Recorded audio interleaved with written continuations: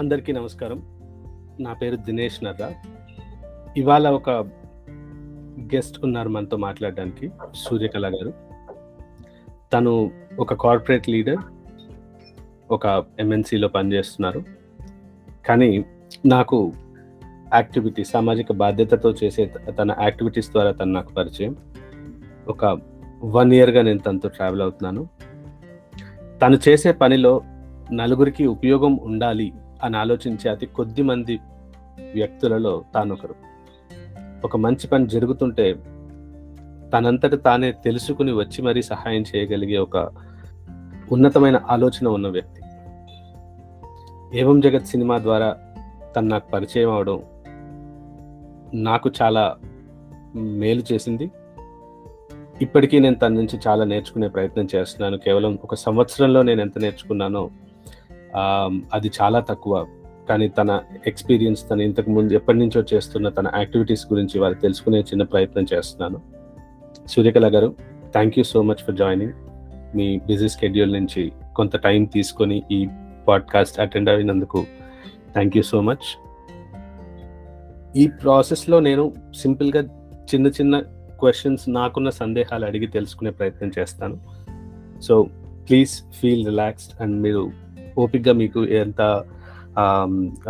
Time తీసుకొని నాకు కొంచెం మెల్లగా మీరు మీ గురించి ఎక్స్ప్లెయిన్ చేస్తే ఇది నాతో పాటు ఎంతో మందికి ఉపయోగపడుతుంది అని నా చిన్న ఆశ. Thank you. I think ఇది నా ఫస్ట్ పాడ్కాస్ట్ అనుకుంటా. Even I'm excited about it. Thank you for inviting me. మొట్టమొదటిగా నేను తెలుసుకోవాలనుకుంటుందండి, మీ ఎంతో బిజీగా ఉంటారు కాబట్టి ఎలా ఉన్నారు, మీ ఆరోగ్యం ఎలా ఉంది, ఏం జాగ్రత్తలు మీరు తీసుకుంటున్నారు, మీ చుట్టూ ఉన్న వాళ్ళు ఎలా ఉన్నారు? Fantastic Dinesh, as usual. నేను బాగున్నాను, చుట్టూ ఉన్న వాళ్ళు బాగున్నారు. బాగుండాలి అని చెప్పేసి మనం కోరుకోవాలి. వాళ్ళు బాగాలేకపోతే మనం బాగా చేయాలి. మన వర్క్స్ మనం చేసుకుంటూ వేరే వారి గురించి ఆలోచించాలి అని అంటే దానికి చాలా ఎక్కువ శక్తి కావాలి.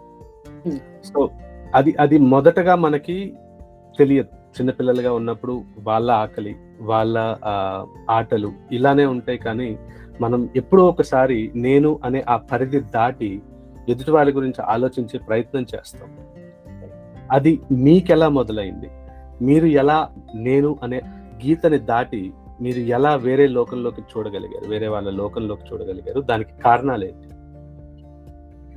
నాకు తెలిసి ఇది అందరిలో ఉంటుంది. ఇది బేసిక్గా ప్రత్యేకంగా మహిళల్లో ఎక్కువ ఉంటుంది. ఇతరుల గురించి ఆలోచించడం అనేది అది మాతృత్వం ద్వారా వస్తుంది. మా అమ్మగారి ద్వారా నాకు ఎలాంటి పాస్తులు వచ్చినా రాకపోయినా ఈ క్వాలిటీస్ అనేటివి రావడం అనేది నా అదృష్టం. కంపాషన్ అనేది నేను చిన్నప్పటి నుంచి మా అమ్మ అందరి నుంచి నేర్చుకున్నాను. ప్రతి ఒక్కరికి మనకు తోచింది మనం ఇవ్వాలి, మన బాధ్యతలు మనం నిర్వహించాలి అనే విషయాన్ని నాకు చిన్నప్పటి నుంచి బోధపోసారు. కాబట్టి అది నాకు మేబీ నా లైఫ్లో అలా ఉండిపోయింది. So it runs in my blood is what I feel. ఇలా చేస్తున్నప్పుడు మొట్టమొదటగా మనకంటూ కొంత సౌకర్యం ఏర్పరచుకోవాల్సి ఉంటుంది. వాళ్ళ గురించి ఆలోచించాలంటే మొదట మన ఆరోగ్యం బాగుండాలి. దానికి ఎంతో కొంత సౌకర్యం మనం అలవర్చుకోవాలి. ఈ చేసే దాంట్లో మనం ఖచ్చితంగా డబ్బు అనేది సంపాదించాలి. ఈ డబ్బు కోసం మనం చేస్తున్న పనులు, మన సౌకర్యం కోసం మనం చేస్తున్న పనులు, ఎదుటివారి కోసం చేసే పనుల్లో తేడా ఉంటుంది. సో మీరు చాలా నాన్ ప్రాఫిట్ వర్క్ చేస్తారంటే మీరు ఆదాయం కోసం పనులు చేయరు. ఈ రెండింటిని ఎలా బ్యాలెన్స్ చేస్తారు? ఐ థింక్ డబ్బు లేకపోతే ధనం అంటే అది కేవలం కరెన్సీ రూపంలోనే ఉండదు, ఎన్నో రకాలుగా ఉంటుంది. మన చుట్టూ ఉన్న వ్యక్తులు, వాళ్ళు మనకు కావాల్సిన వనరులు సమకూర్చడం అనేది కూడా అది కూడా ఒక రకమైన మనకున్న ధనమే. అలాంటి వ్యక్తులు మన చుట్టూ ఉండటం, మనకు సహకరించడం, మనం ప్రోత్సహించడం అనేది కూడా ఒక ధనం లాంటిదే. ఈ దృక్పథం అనేది, ఈ చూపు అనేది చాలా అరుదుగా అందులో వస్తుంది. అందరూ ధనం అనగానే అదేదో ప్రాపర్టీ అనుకుంటారు, లేకపోతే డబ్బులు అనుకుంటారు, పేపర్ క్యాష్ అనుకుంటారు, బ్యాంక్ బ్యాలెన్స్ అనుకుంటారు.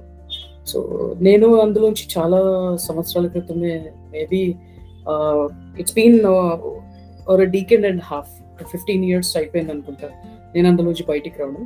ఇన్ఫ్యాక్ట్ అంతకు ముందు కూడా నాకు ధనం అని లేదు. నాకు కేవలం ఏంటంటే మన ఇంట్లో ఉన్న కొన్ని ప్రాబ్లమ్స్ సాల్వ్ చేయాలి, అది నా బాధ్యత. అవసరాలు తీర్చాలి, అది నా బాధ్యత. తల్లిదండ్రుల పేరు నిలబెట్టాలి, అది నా బాధ్యత. దేశం కోసం నేను ఏదైనా చెయ్యాలి, అది నా బాధ్యత.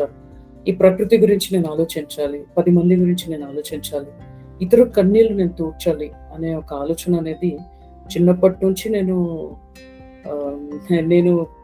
నాకు నేను మాట్లాడుతూ నన్ను నేను సరి చేసుకుంటూ ముందుకు వచ్చిన వ్యక్తిని కాబట్టి అది ఒకటి నేను చూశాను అనమాట. అంటే నాలో ఆ క్వాలిటీస్ అనేటివి చిన్నప్పటి నుంచి మెల్లిమెల్లిగా డెవలప్ అయినవే, కొత్తగా అయింది కాదు. నేను సంపాదించినా కూడా పేరు ప్రఖ్యాతలు సాధించాలి, లేకపోతే ఒక ఇల్లు కొనాలి అని అనుకోవడం కూడా అది కనీస అవసరాలు తీర్చుకోవడానికి కానీ లగ్జరీస్ లో పెరగడానికి కాదు.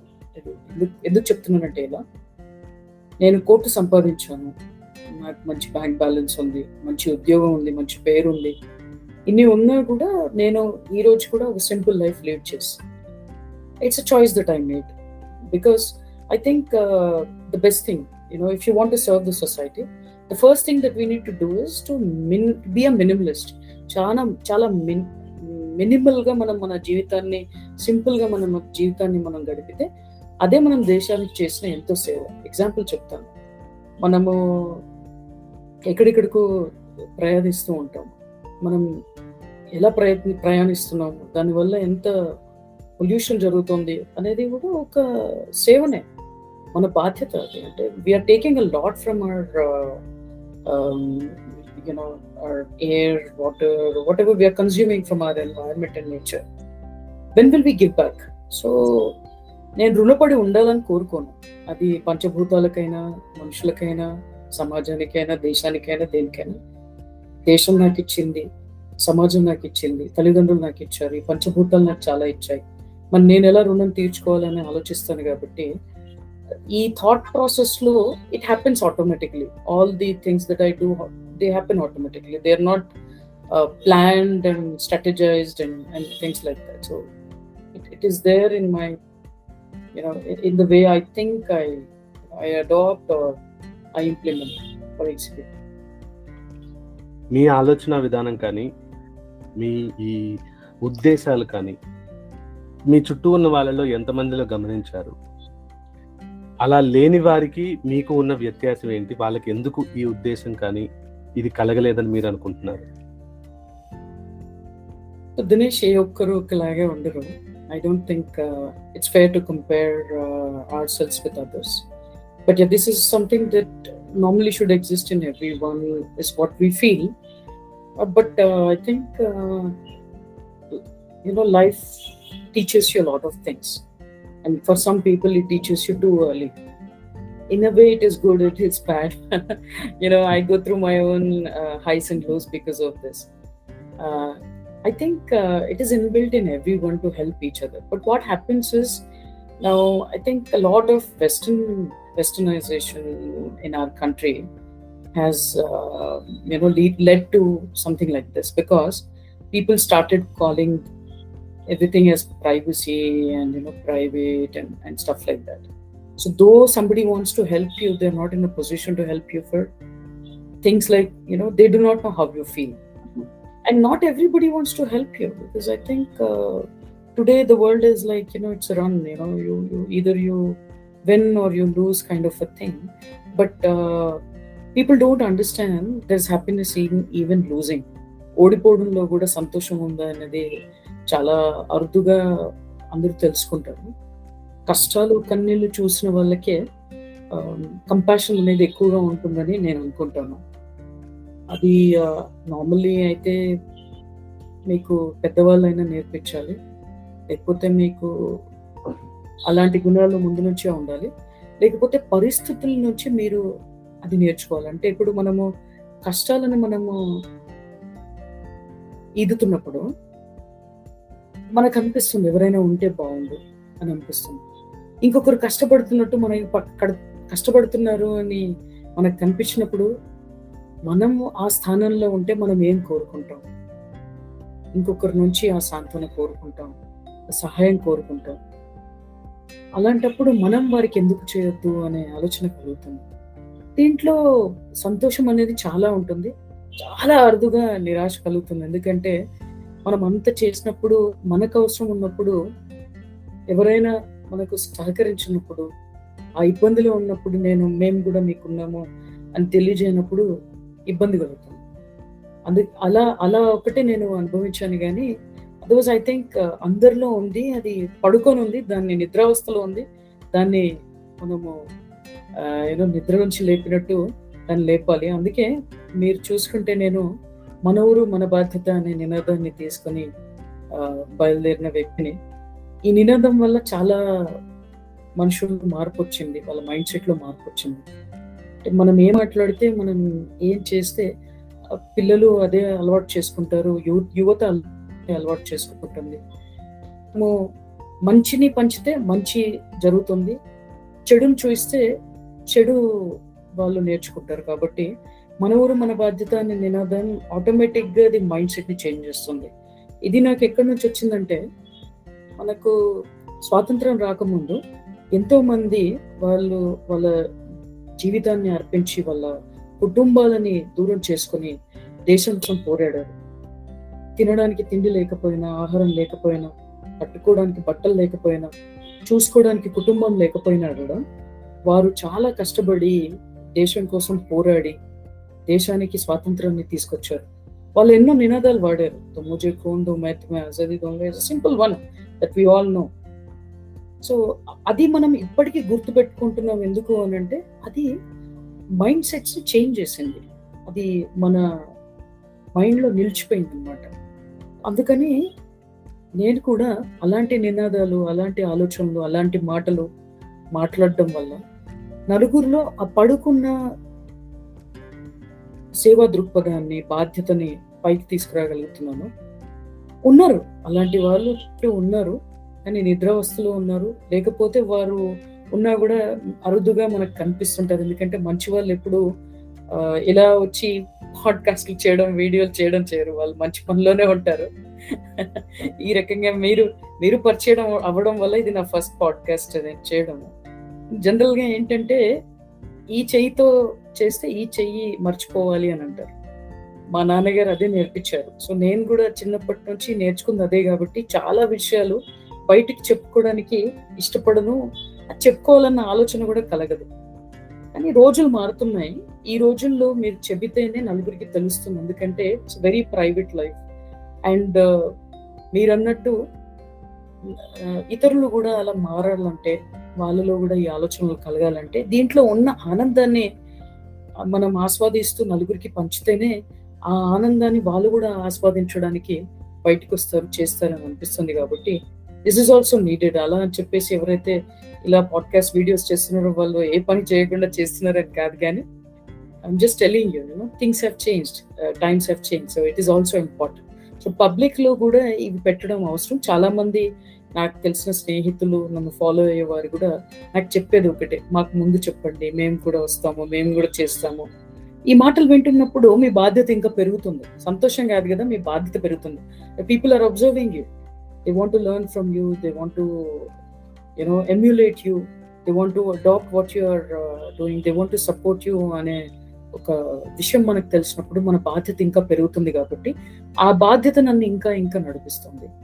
ఇంకో విషయం ఏంటంటే, కుటుంబ పరంగా కూడా కొన్ని బాధ్యతలు ఉంటాయి. ఇప్పుడు నేను ఎప్పుడైతే వర్క్ చేస్తున్నానో, మొదట్లో నేను వర్క్ స్టార్ట్ చేసి 25 years అవుతుంది.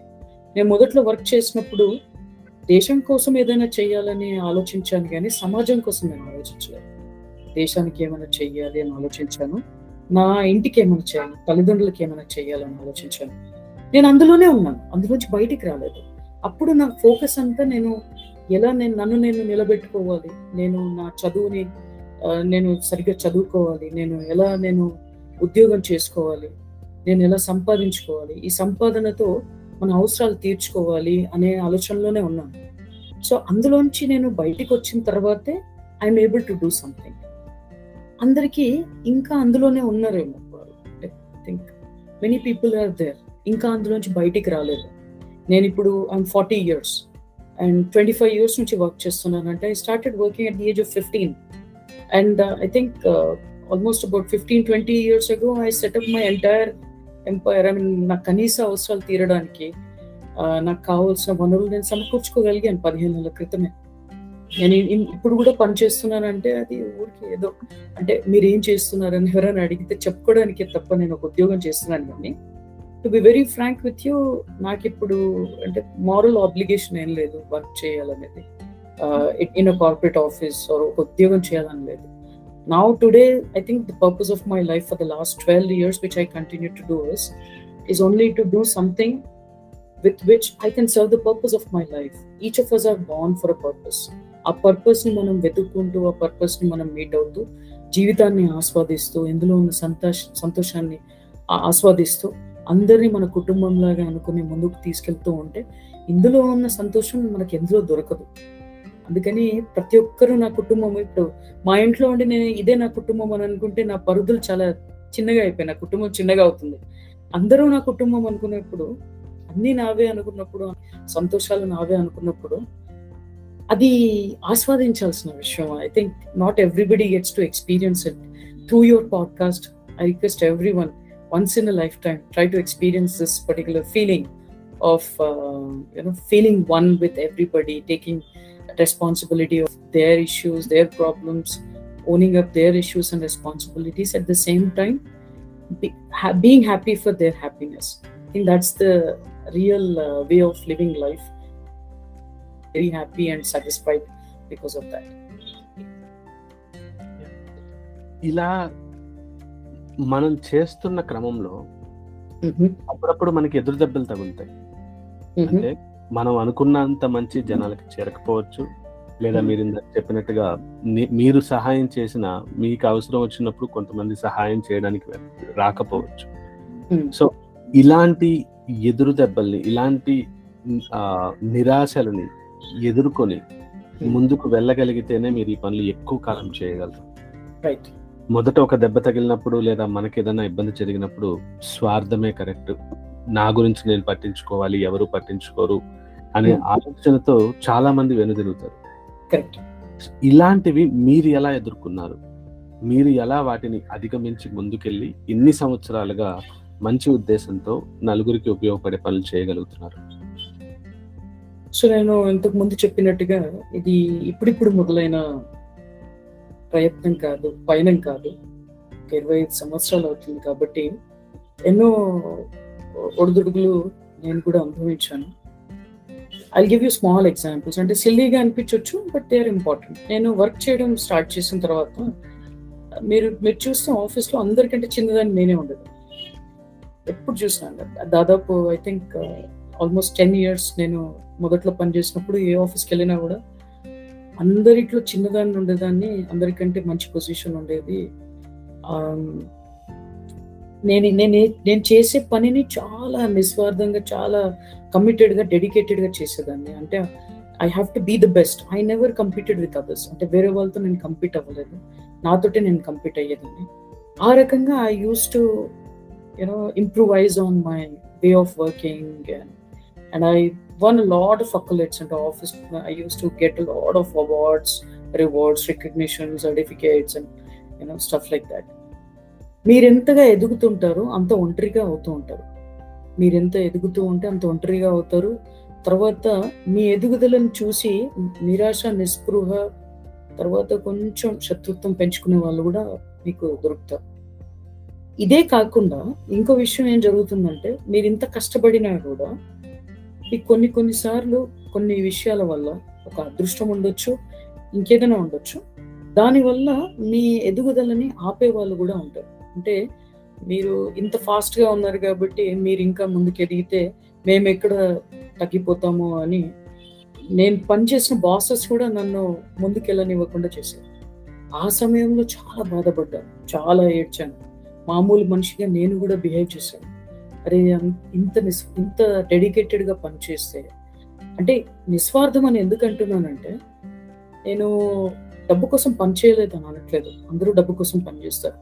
నేను కొన్ని రోజులు 30-40 గంటలు కంటిన్యూస్ గా పనిచేసిన రోజులు ఉన్నాయి. ఎందుకు? అక్కడున్న ఇష్యూస్, ప్రాబ్లమ్స్ నావనుకొని నేను అవన్నీ సాల్వ్ చేయడానికి ఆఫీస్లో.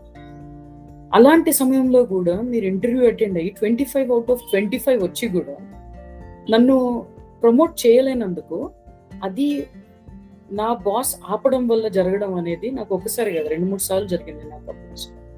అది నాకు ఓపెన్ గా నన్ను ఇంటర్వ్యూ చేసిన వ్యక్తులు ఫోన్ చేసి మరి క్షమాపణ అడిగి మరి, there is nothing that you should improve. You've given your interview 25 out of 25, but still we are not able to give you this position because of your age, number of years of experience. You are far ahead of others. అంటే మీరు అందరికంటే చాలా ముందున్నారు, అయినా కూడా మీకు ఇవ్వకపోవడానికి కారణం మీకంటే సీనియర్స్ ఉన్నారు. తర్వాత మీ బాస్ ఈ ప్రమోషన్ చేయలేకపోతున్నారు, he doesn't want it, she doesn't want it అని చెప్పేసి నాకు చెప్పడం వల్ల చాలా నిరాశకు గురయ్యాను. ఆ రోజు నేను ఏడ్చాను, ఆ రోజు నేను బాధపడ్డాను. కానీ ఏది జరిగినా కూడా మనం మంచిగా అంటారు, అందులోంచి నేను బయటికి రాగలిగాను. అది జరుగుండకపోతే I would have been a part of rat race. ఎప్పుడు ఎదగాలి ఎదగాలి ఎదగాలి, డబ్బులు సంపాదించాలి, పొజిషన్స్ పెంచుకోవాలి, ఇదే దాంట్లో ఉండిపోయేదాన్ని. అలా జరగడం వల్ల నేను అందులోంచి బయటకు వచ్చాను. ఈ రోజు నేను ఎక్కడ పనిచేసినా కూడా నాకు చాలా మంచి విలువ ఉంటుంది. నేను ఎప్పుడు కూడా ప్రమోషన్స్ గురించి మాట్లాడాను. I don't talk about bonus, I don't talk about hikes, I only talk about what value did I add yesterday and what value can I add today? How do I improvise myself? How do I make everybody's life better in the office without even thinking twice, will I benefit by doing this or not? Because I definitely know I benefit from it. నేను మంచి చేసినప్పుడు ఆ మంచి నాకు సంతోషాన్ని ఇస్తుంది. ఇంతకంటే పెద్ద బెనిఫిట్ ఏముంది? సోల్ సాటిస్ఫాక్షన్ ఇస్తుంది. నా ఆత్మ సంతృప్తి కంటే ఇంకా గొప్ప విషయం ఏముంటుంది అని నేను ఆలోచిస్తాను. కాబట్టి టుడే, అండ్ ఇది ఆలోచించడానికి ఆ రోజు నాకు ఆ నిరాశ నిస్పృహ కలగడం అనేది ఒక కారణమైంది. కాబట్టి I thank all those people. అంటే ఇన్ఫ్యాక్ట్ ఈ రోజు కూడా నేను నా నిజ జీవితంలో, నా పర్సనల్ లైఫ్లో కూడా when I face problems and I talk to, మనకు భగవంతుడు అని అంటే ఈ పంచభూతాలతో నేను మాట్లాడతాను, ప్రకృతితో మాట్లాడతాను. నేను ఒకటే అంటాను, ఎందుకు ఇలా చేస్తున్నారు అని ఎప్పుడెప్పుడు అడిగినా కూడా ఇది నీ మంచికే, so that you can evolve out of this. ఇందులోంచి నువ్వు బయటికి రావాలి. అండ్ ప్రతిసారి నాకు ఆపోజిట్ నుంచి ఆ జవాబు వస్తూ ఉంటుంది. So I think this is what is the beauty that is keeping me alive, afresh and excited about everything that I do. And another thing you said, ఒక్కొక్కసారి మనం చేసినప్పుడు మనకు ఫలితం దొరకదు. ఇది మన పెద్దవాళ్ళు ఎప్పటి నుంచో చెప్పారు, ఫల్కి ఆశ మత్కర్ అని చెప్పేసి. మనం ఎఫర్ట్స్ పెడుతూనే ఉండాలి, ప్రయత్నం చేస్తూనే ఉండాలి. ప్రయత్నం అనేది ఉందా లేదా అన్నది చూసుకోవాలి. ఫలితం అనేది మన చేతుల్లో లేదు. సో ఫలితం గురించి ఆలోచించకుండా మన ఎఫర్ట్స్ అనేటివి, ఏదైతే మనం గోల్ అనుకుంటున్నామో, ఏదైతే మంచి చేయాలనుకుంటున్నామో దాన్ని ఉద్దేశించి మనము are we putting our 100% or not, that is what is important to me, nothing beyond that. And that's what keeps me excited and fresh, and I don't feel disappointed at all for various things. 99% I don't feel disappointed at all when I face a failure in something that I do, because I have put my 100%, and that's enough for me. I can't do anything beyond that, because there are so many external factors that will define the success. So అది అదృష్టం ఉండొచ్చు, ఇంకొకరి ప్రయత్నం ఉండొచ్చు, ఇంకొకరు మనల్ని విఫలం చేయడానికి వాళ్ళు చేసే ప్రయత్నం ఉండొచ్చు, ఏదైనా ఉండొచ్చు. దానివల్ల నిరాశకు మాత్రం మనకు గురవద్దు అని చెప్పేసి మాత్రం I have tuned my mind because of these failures. I have learned from those failures and I've come a long way. So this is something I think we all should adopt whenever we feel low in life. ఎవరైనా నేను ఈ రోజు నేను ఓడిపోయాను అని అనిపించినప్పుడు, ఇది ఇంకో మంచికి కారణం. ఈ ఓడిపోవడం వల్ల దీంట్లోంచి ఒకటి నేర్చుకోవడానికి దొరికింది, ఇంకొకటి చేయడానికి దొరికింది, ఇంకొకటి ఆలోచించడానికి దొరికింది.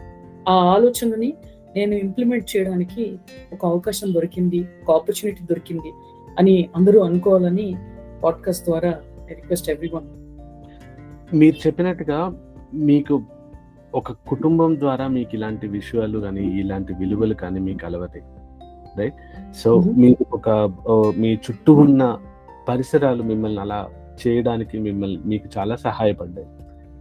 ఇవాళటి సమాజంలో ఇవాళ ఉన్న పరిస్థితులలో ఒక 10 ఏళ్ల పిల్లాడు కావచ్చు, ఒక 10 ఏళ్ల పాప కావచ్చు, ఒక 15 ఏళ్ల ఒక అబ్బాయి కావచ్చు, అమ్మాయి కావచ్చు, సో వీళ్ళు ఇలాంటి విషయాలు ఎలా నేర్చుకోగలరు? ప్రతి కుటుంబంలో ఇలా జరిగే, మీరు చెప్పినట్టుగా ఒక యుద్ధం జరిగినట్టుగా ప్రతిరోజు పరిగెత్తడం, ఒక హడావిడి జీవితంలో మనం ఇరుక్కుపోయినప్పుడు కుటుంబం నుంచి ఇది వచ్చే అవకాశం తగ్గిపోతుంది.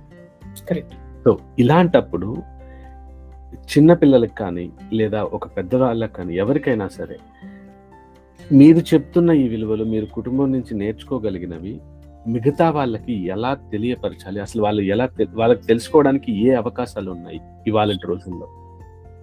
ఐ థింక్ ఇప్పుడు మనుషులకి ఆలోచించడానికి సమయం లేదు, నిర్ణయాలు కలిసి తీసుకోవడానికి సమయం లేదు.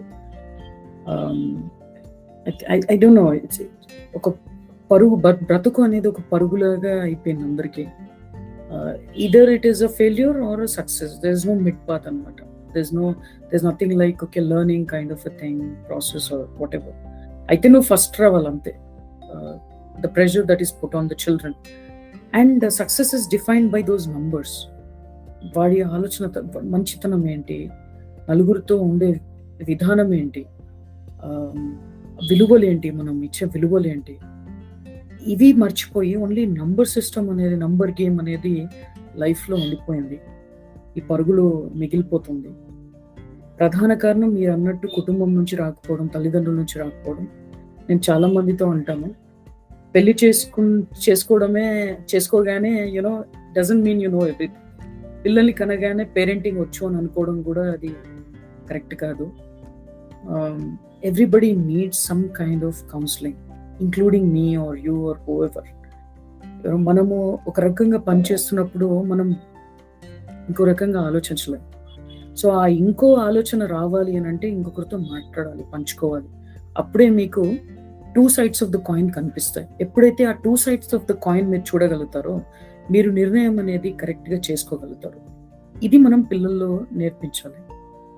పిల్లలకి మనము డబ్బు సంపాదించడం, మంచి మార్క్స్ తెచ్చుకోవడం, ఫస్ట్ రావడం, జీవితంలో ఏదో ఒకటి డాక్టరు, పోలీసు, ఏదో ఒకటి నువ్వు కావాలి, లేకపోతే విదేశాల్లోకి వెళ్ళాలి, మాలాగా బ్రతకొద్దు అని చెప్పడం అనేది చాలా పెద్ద శాపం అయిపోయింది ఈ రోజుల్లో. ఇంకో విషయం ఏంటంటే, చిన్న దెబ్బ తగిలినా కూడా అయ్యో అయ్యో అయ్యో అని ఇదవ్వడము.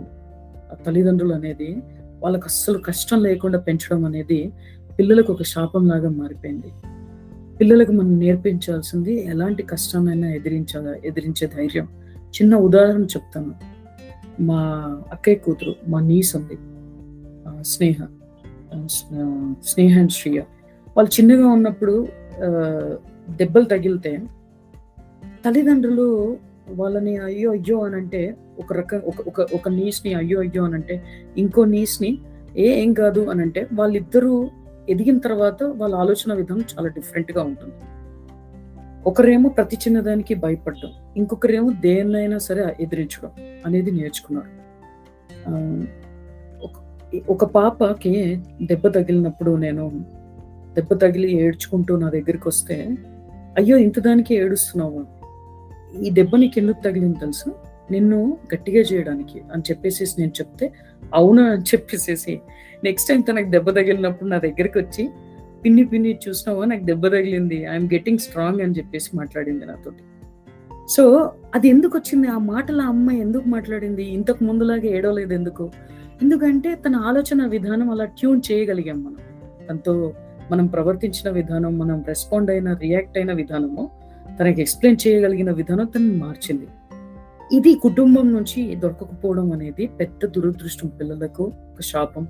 ఈ రోజు ఓడిపోతే ఇంకో రోజు ఉంది. అలా ఓడిపోయిన వాళ్ళు ఎంత గొప్పగా అయ్యారు, ఎందుకు అయ్యారు, అలా నువ్వు అవ్వచ్చు. కానీ అలా అవుతున్నావా లేదా అన్నది కూడా చూసుకోవాలి. అంటే డోంట్ బికమ్ వర్త్లెస్. అంటే మరి ఏది చేయకుండా ఉండాలని కాదు, ఏదో రకంగా something productive, something creative, something artistic should also be there in the person. మరీ ఏది లేకుండా దేనికి పనికి రాకుండా మాత్రం పిల్లల్ని తయారు చేయరు. సో అలా జరుగుతుంది. దీన్ని బయటికి తీసుకురావాలంటే ఇప్పుడు నేను చెప్పిన విధానం, ఇంకొకటి కౌన్సిలింగ్కి వెళ్ళడం, పేరెంటింగ్ సెషన్స్కి వెళ్ళడం, ఇతర పేరెంట్స్ ఎలా డిఫికల్ట్ చిల్డ్రన్ని హ్యాండిల్ చేస్తున్నారనే విషయం తెలుసుకోవడం. ఇంకోటి ఏంటంటే, ఇంతకుముందు ఉమ్మడి కుటుంబాలు ఉండేవి, ఇప్పుడు అన్ని న్యూక్లియర్ ఫ్యామిలీస్ అయిపోయాయి. న్యూక్లియర్ ఫ్యామిలీస్ అవ్వడమే కాకుండా పిల్లల్ని మనము అసలు గ్రౌండ్కి కూడా పంపించకపోవడం, స్పోర్ట్స్ కూడా వాళ్ళకి అలవాటు చేయకపోవడం, కింద పడినా కూడా దెబ్బ తాకినా కూడా మళ్ళీ నెక్స్ట్ టైం పోవద్దు అని చెప్పడం కూడా పిల్లలు చాలా అంటే లో డిప్రెషన్కి గురవుతున్నారు, టెక్నాలజీకి అడిక్ట్ అవుతున్నారు, టీవీకి అడిక్ట్ అవుతున్నారు. దీనివల్ల వాళ్ళ ఆలోచన విధానం, వాళ్ళ క్రియేటివిటీ, వాళ్ళ ఆర్టిస్టిక్ స్కిల్స్ అవన్నీ పడిపోతున్నాయి. ఇవన్నీ పడిపోయిన తర్వాత యూఆర్ గుడ్ ఫర్ నథింగ్ అని మళ్ళీ మనమే అంటున్నాం. అంటే this is like a torturous, it's విష వలయం. ఇది ఈ విష వలయం నుంచి ఆ పిల్లల్ని బయటికి తీసుకురాకపోతే వాళ్ళు ఇలాగే టెక్నాలజీకి అడిక్ట్ అవుతారు, టీవీకి అడిక్ట్ అవుతారు, ఇన్స్టా, ఫేస్బుక్ ఇలాంటి వాటికి అడిక్ట్ అయ్యి వాళ్ళతో వీళ్ళతో ముచ్చట్లు పెట్టడం, సైబర్ క్రైమ్కి దారి ఇవ్వడం. ఈ రకంగా అయితే డబ్బులు పోగొట్టుకోవడం, లేకపోతే మానం పోగొట్టుకోవడం, లేకపోతే జీవితం పోగొట్టుకోవడం అనేవి జరుగుతున్నాయి. ఇంకో రకంగా ఏంటంటే, స్కూల్లో, కాలేజ్లో మనకు ఉన్నప్పుడు చూసుకున్న 2-3 years ముందు ఇంటర్ స్టూడెంట్స్కి తక్కువ మార్క్స్ వస్తే చాలా మంది ఆత్మహత్యలు చేసుకున్నారు.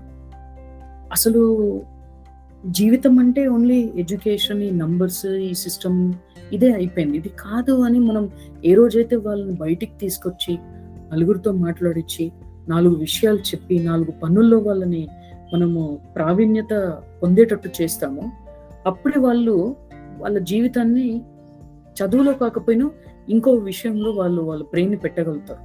యాక్చువల్గా పిల్లలకి చాలా కుతూహలం ఉంటుంది. ఏదైనా ప్రాబ్లమ్ని చూస్తే దాన్ని సాల్వ్ చేసే కెపాసిటీ చాలా ఎక్కువ ఉంటుంది. కానీ మనం వాళ్ళకి ఆ దారి ఇవ్వకుండా అన్ని బుక్స్కి పరిమితం చేస్తున్నాం. ప్రాక్టికల్స్ అనేటివి కాలేజ్లో కూడా ఉండట్లేదు. నామమాత్రానికి చెప్పుకోవడానికి ప్రాక్టికల్స్. ఇంజనీరింగ్ స్టూడెంట్, ఇది మెకానికల్ అయినా ఎలక్ట్రికల్ అయినా, వాళ్ళ సబ్జెక్ట్కి సంబంధించిన విషయం ఇంట్లో ఒక స్విచ్ బోర్డ్ మార్చాలన్నా, ఫ్యాన్ పనిచేయట్లేదన్నా, ఇంకేదైనా కూడా రిపేర్ చేయలేకపోతున్నారు, ఏమీ చేయలేకపోతున్నారు. తల్లిదండ్రులు ఈ చదువు ఒకటే పట్టించుకోవడం వల్ల, నంబర్స్ ఒకటే పట్టించుకోవడం వల్ల పిల్లలు చాలా పోగొట్టుకుంటున్నారు.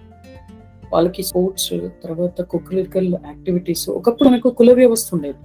ఆ కుల వ్యవస్థలో ఒక్కొక్కరికి ఒక్కొక్క వృత్తి ఉండేది. ఆ వృత్తి పట్ల వాళ్ళకి ఒక ఆసక్తి అయినా కలిగేది, అందులోనైనా వాళ్ళ కాలక్షేపం జరిగేది. అది చిన్నప్పటి నుంచి నేర్పించాల్సిన వృత్తులు అవి. మీరు పెద్దగా అయిన తర్వాత మీ చేయి తిరగదు. చిన్నప్పటి నుంచి మీ చేయి తిరిగితేనే అందులో మీకు ప్రావీణ్యత వస్తుంది. అప్పుడే మీ సృజనాత్మకత శక్తి అనేది పెరుగుతుంది. వీటన్నిటిని మనము దూరం చేసాం. నేను పడ్డ కష్టం నువ్వు పడవద్దు, నువ్వు ఈ కులంలోనే బతకొద్దు, అంటే ఈ కుమ్మరి పనే చేయొద్దు, ఈ పనే చేయొద్దు, వ్యవసాయమే చేయొద్దు, ఇది చిన్నగా చూడడం, అది చిన్నగా చూడడం. కానీ ఎండింగ్ అంటే మనం ఇప్పుడు పరిస్థితులు చూసుకుంటే, కోట్లు సంపాదించిన కార్పొరేట్ ఉద్యోగి కూడా ఒక ఫామ్ హౌస్ కోరుకుంటున్నారు. తన ఇంటికి తనము పంట పండించుకుంటే చాలు అనుకుంటున్నారు. సో మళ్ళీ మనం ఆ రివర్స్ వేలో వెళ్తున్నాం మళ్ళీ మనం. అందుకని ఇప్పుడైనా తల్లిదండ్రులు దీన్ని రియలైజ్ చేసి చిన్నప్పటి నుంచి వాళ్ళకు కొన్ని వృత్తులు నేర్పించడం. వాళ్ళకు చదువు ఒకటే, ఎందుకంటే చదువు అనేది అదొక కులమన, దాంతో మనము ఒక వ్యక్తి నాలెడ్జ్ని మనము క్యాల్కులేట్ చేయలేము. దాన్ని మనము అధిగమించాలి. ఐ కెన్ ఓన్లీ టెల్, ఇప్పుడు ఈ పాడ్కాస్ట్ వింటున్న పిల్లలైనా, యువత అయినా, పెద్దలైనా కూడా I humbly request to come out of this poisonous circle, విష వలయం ఏదైతే ఉందో, let them come out of this thing. Otherwise they'll ruin lives of themselves, and వాళ్ళు ఏదైతే నిజంగా సాధించగలుగుతారో దాన్ని సాధించకుండా ఆపిన వాళ్ళం అవుతాం మనం. So we should not do that is my humble request. Podcast అనేది ఒక మంచి మాధ్యమం. ఇప్పుడు కొంతమంది వింటున్నారు. ఇలాగే వేరే ఎన్నో టెక్నాలజీని యూస్ చేసుకొని మనం ఎన్నో మాధ్యమాల ద్వారానే మనం ఈ విషయాన్ని జనాలకు చేర్చగలం. అలాంటప్పుడు టెక్నాలజీకి అడిక్ట్ అవ్వడం లేదా టెక్నాలజీని ఇలాంటి విషయాలు తెలుసుకోవడం కోసం వాడడం, ఇన్స్టా కావచ్చు, ఫేస్బుక్ కావచ్చు, యూట్యూబ్ కావచ్చు, వీటి ద్వారానే సాధ్యం అవుతుంది. సో ఇవి రెండింటిని, అంటే ఎక్కడ మనం ఇరుక్కుంటున్నాం, ఎక్కడ మనం నేర్చుకుంటున్నాం అనేది తెలుసుకునే విచక్షణ ఎలా వస్తుంది పిల్లలకి ఈ కాలంలో? తల్లిదండ్రుల నుంచి తల్లిదండ్రులు వాళ్ళ పనుల్లో వాళ్ళు బిజీగా ఉన్నప్పుడు, పిల్లలకి వేరే 100 మార్గాలు ఉన్నప్పుడు ఈ విచక్షణ రావడం అంటే, ఒకసారి వచ్చి కూర్చొని వింటే మీరు చెప్తున్నది అర్థం అవ్వచ్చు, కానీ ఈ రావడానికి ఒక దారి కావాలి, ఒక మార్గం కావాలి మీ దాకా, వాళ్ళ దాకా ఈ విషయం వెళ్ళాలి అని అంటే. సో మొదట ఫస్ట్ విచక్షణ అయితే ఫస్ట్ రావాలి. ఆ విచక్షణ రావడానికి తిరిగి మళ్ళీ చుట్టూ ఉన్న వాళ్ళే సహాయపడాలి. మరి అది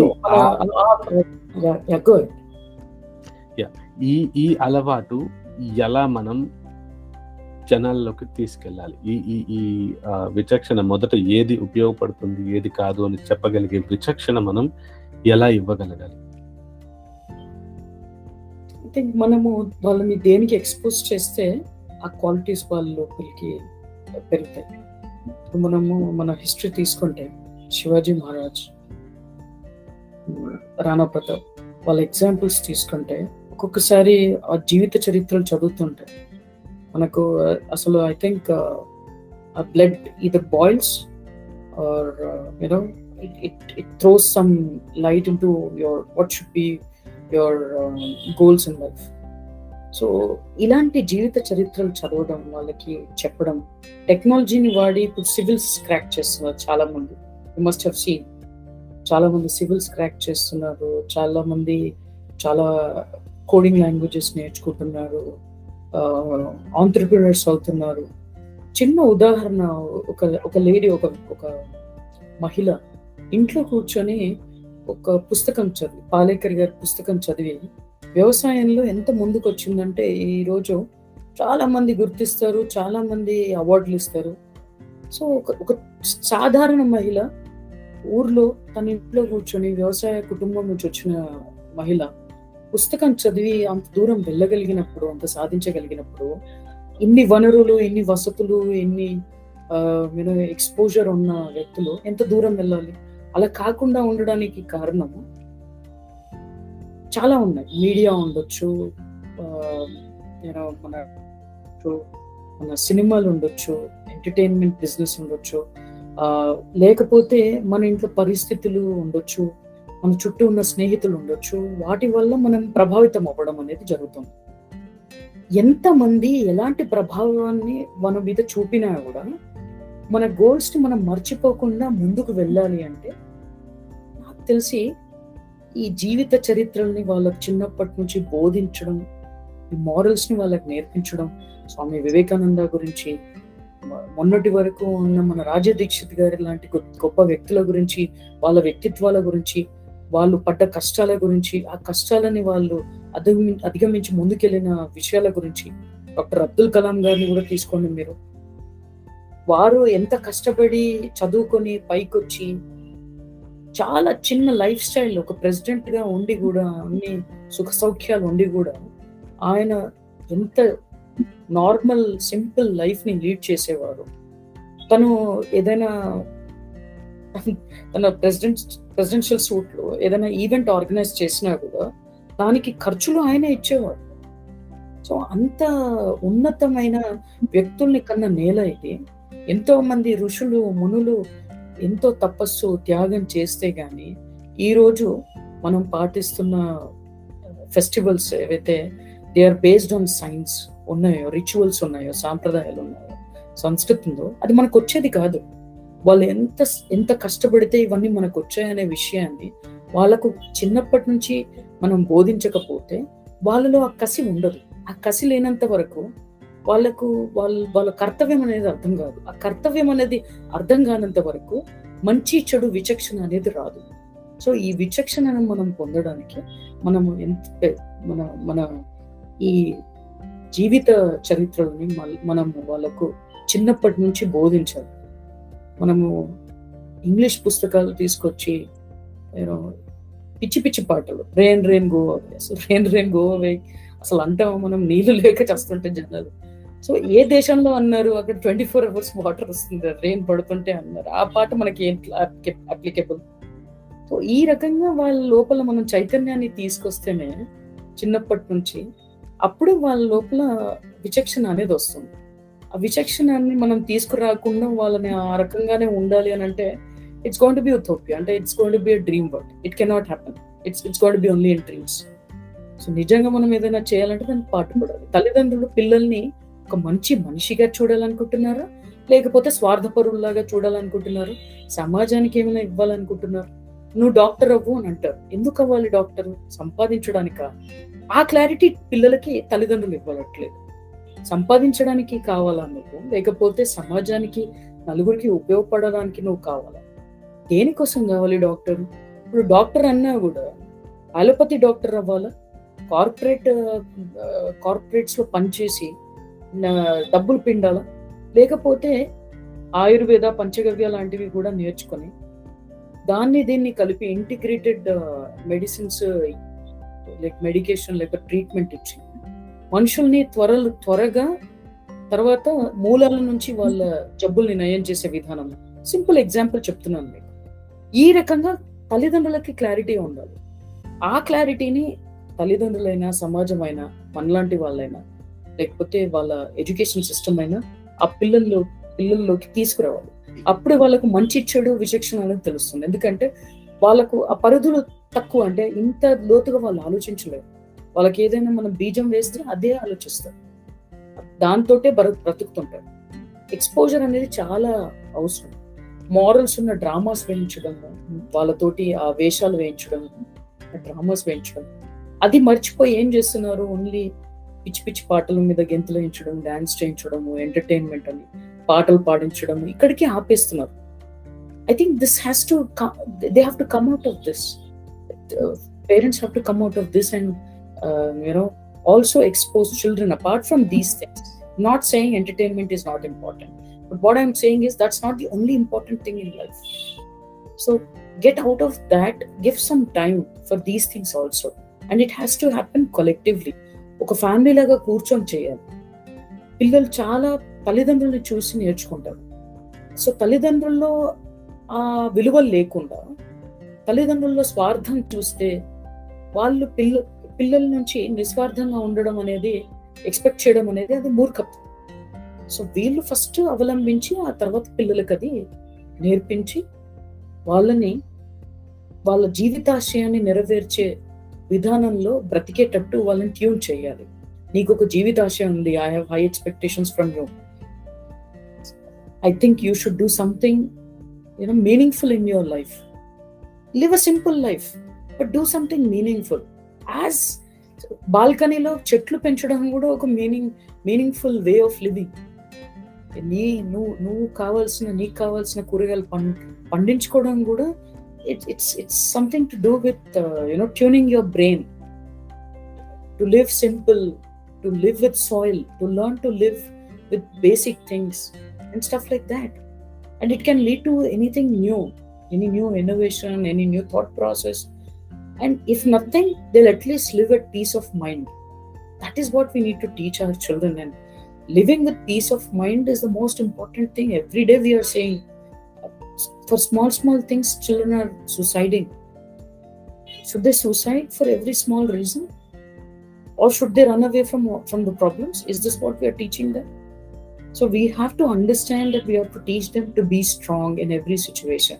And that can only happen when we allow them to live a normal life, a simple life, live with nature and follow morals and understand our own, the greatness of our country and our contributions of great people in our country and how we can complement it and take it forward.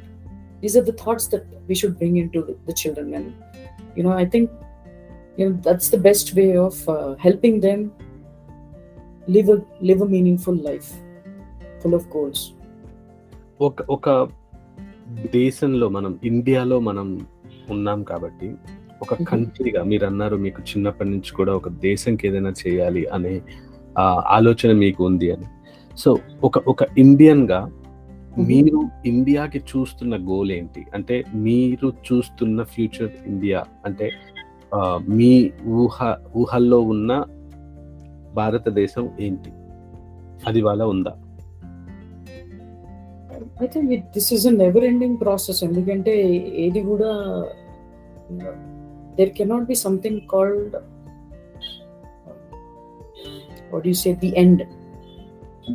So దేశం ఇలా ఉండాలి అని అంటే ఎప్పటికీ అది మారుతూనే ఉంటుంది, స్థితిగతులను బట్టి పరిస్థితులను బట్టి మారుతూనే ఉంటుంది. కానీ ఏదేమైనా నేను కోరుకునే భారతదేశం ఎలా ఉండాలి అని అంటే నేను అన్న నినాదం మన ఊరు మన బాధ్యత అని నేను ఏదైతే కొన్ని నినాదాలతో నేను ముందుకెళ్తానో వాటిని సాధించిన రోజు నాకు తెలిసి everything will be achieved that is needed for the country. Problems will always be there, but ఇది నా బాధ్యత అనుకునే ఒక ఆలోచన విధానం ప్రతి మనిషిలో ఎప్పుడైతే పుడుతుందో, ఈ దేశంలో ఈ మట్టిలో పుట్టిన ప్రతి మనిషిలో పుడుతుందో, I think that is the world that I want to see. వాళ్ళు సక్సెస్ అవుతారా వాళ్ళు ఫెయిల్యూర్ అవుతారా it is immaterial to me, because like I said ఫలితం మన చేతుల్లో లేదు, ప్రయత్నం ఒక్కటే మనం చేయగలం. ఆ ప్రయత్నం అనేది మనుషుల్లో ఉందా లేదా?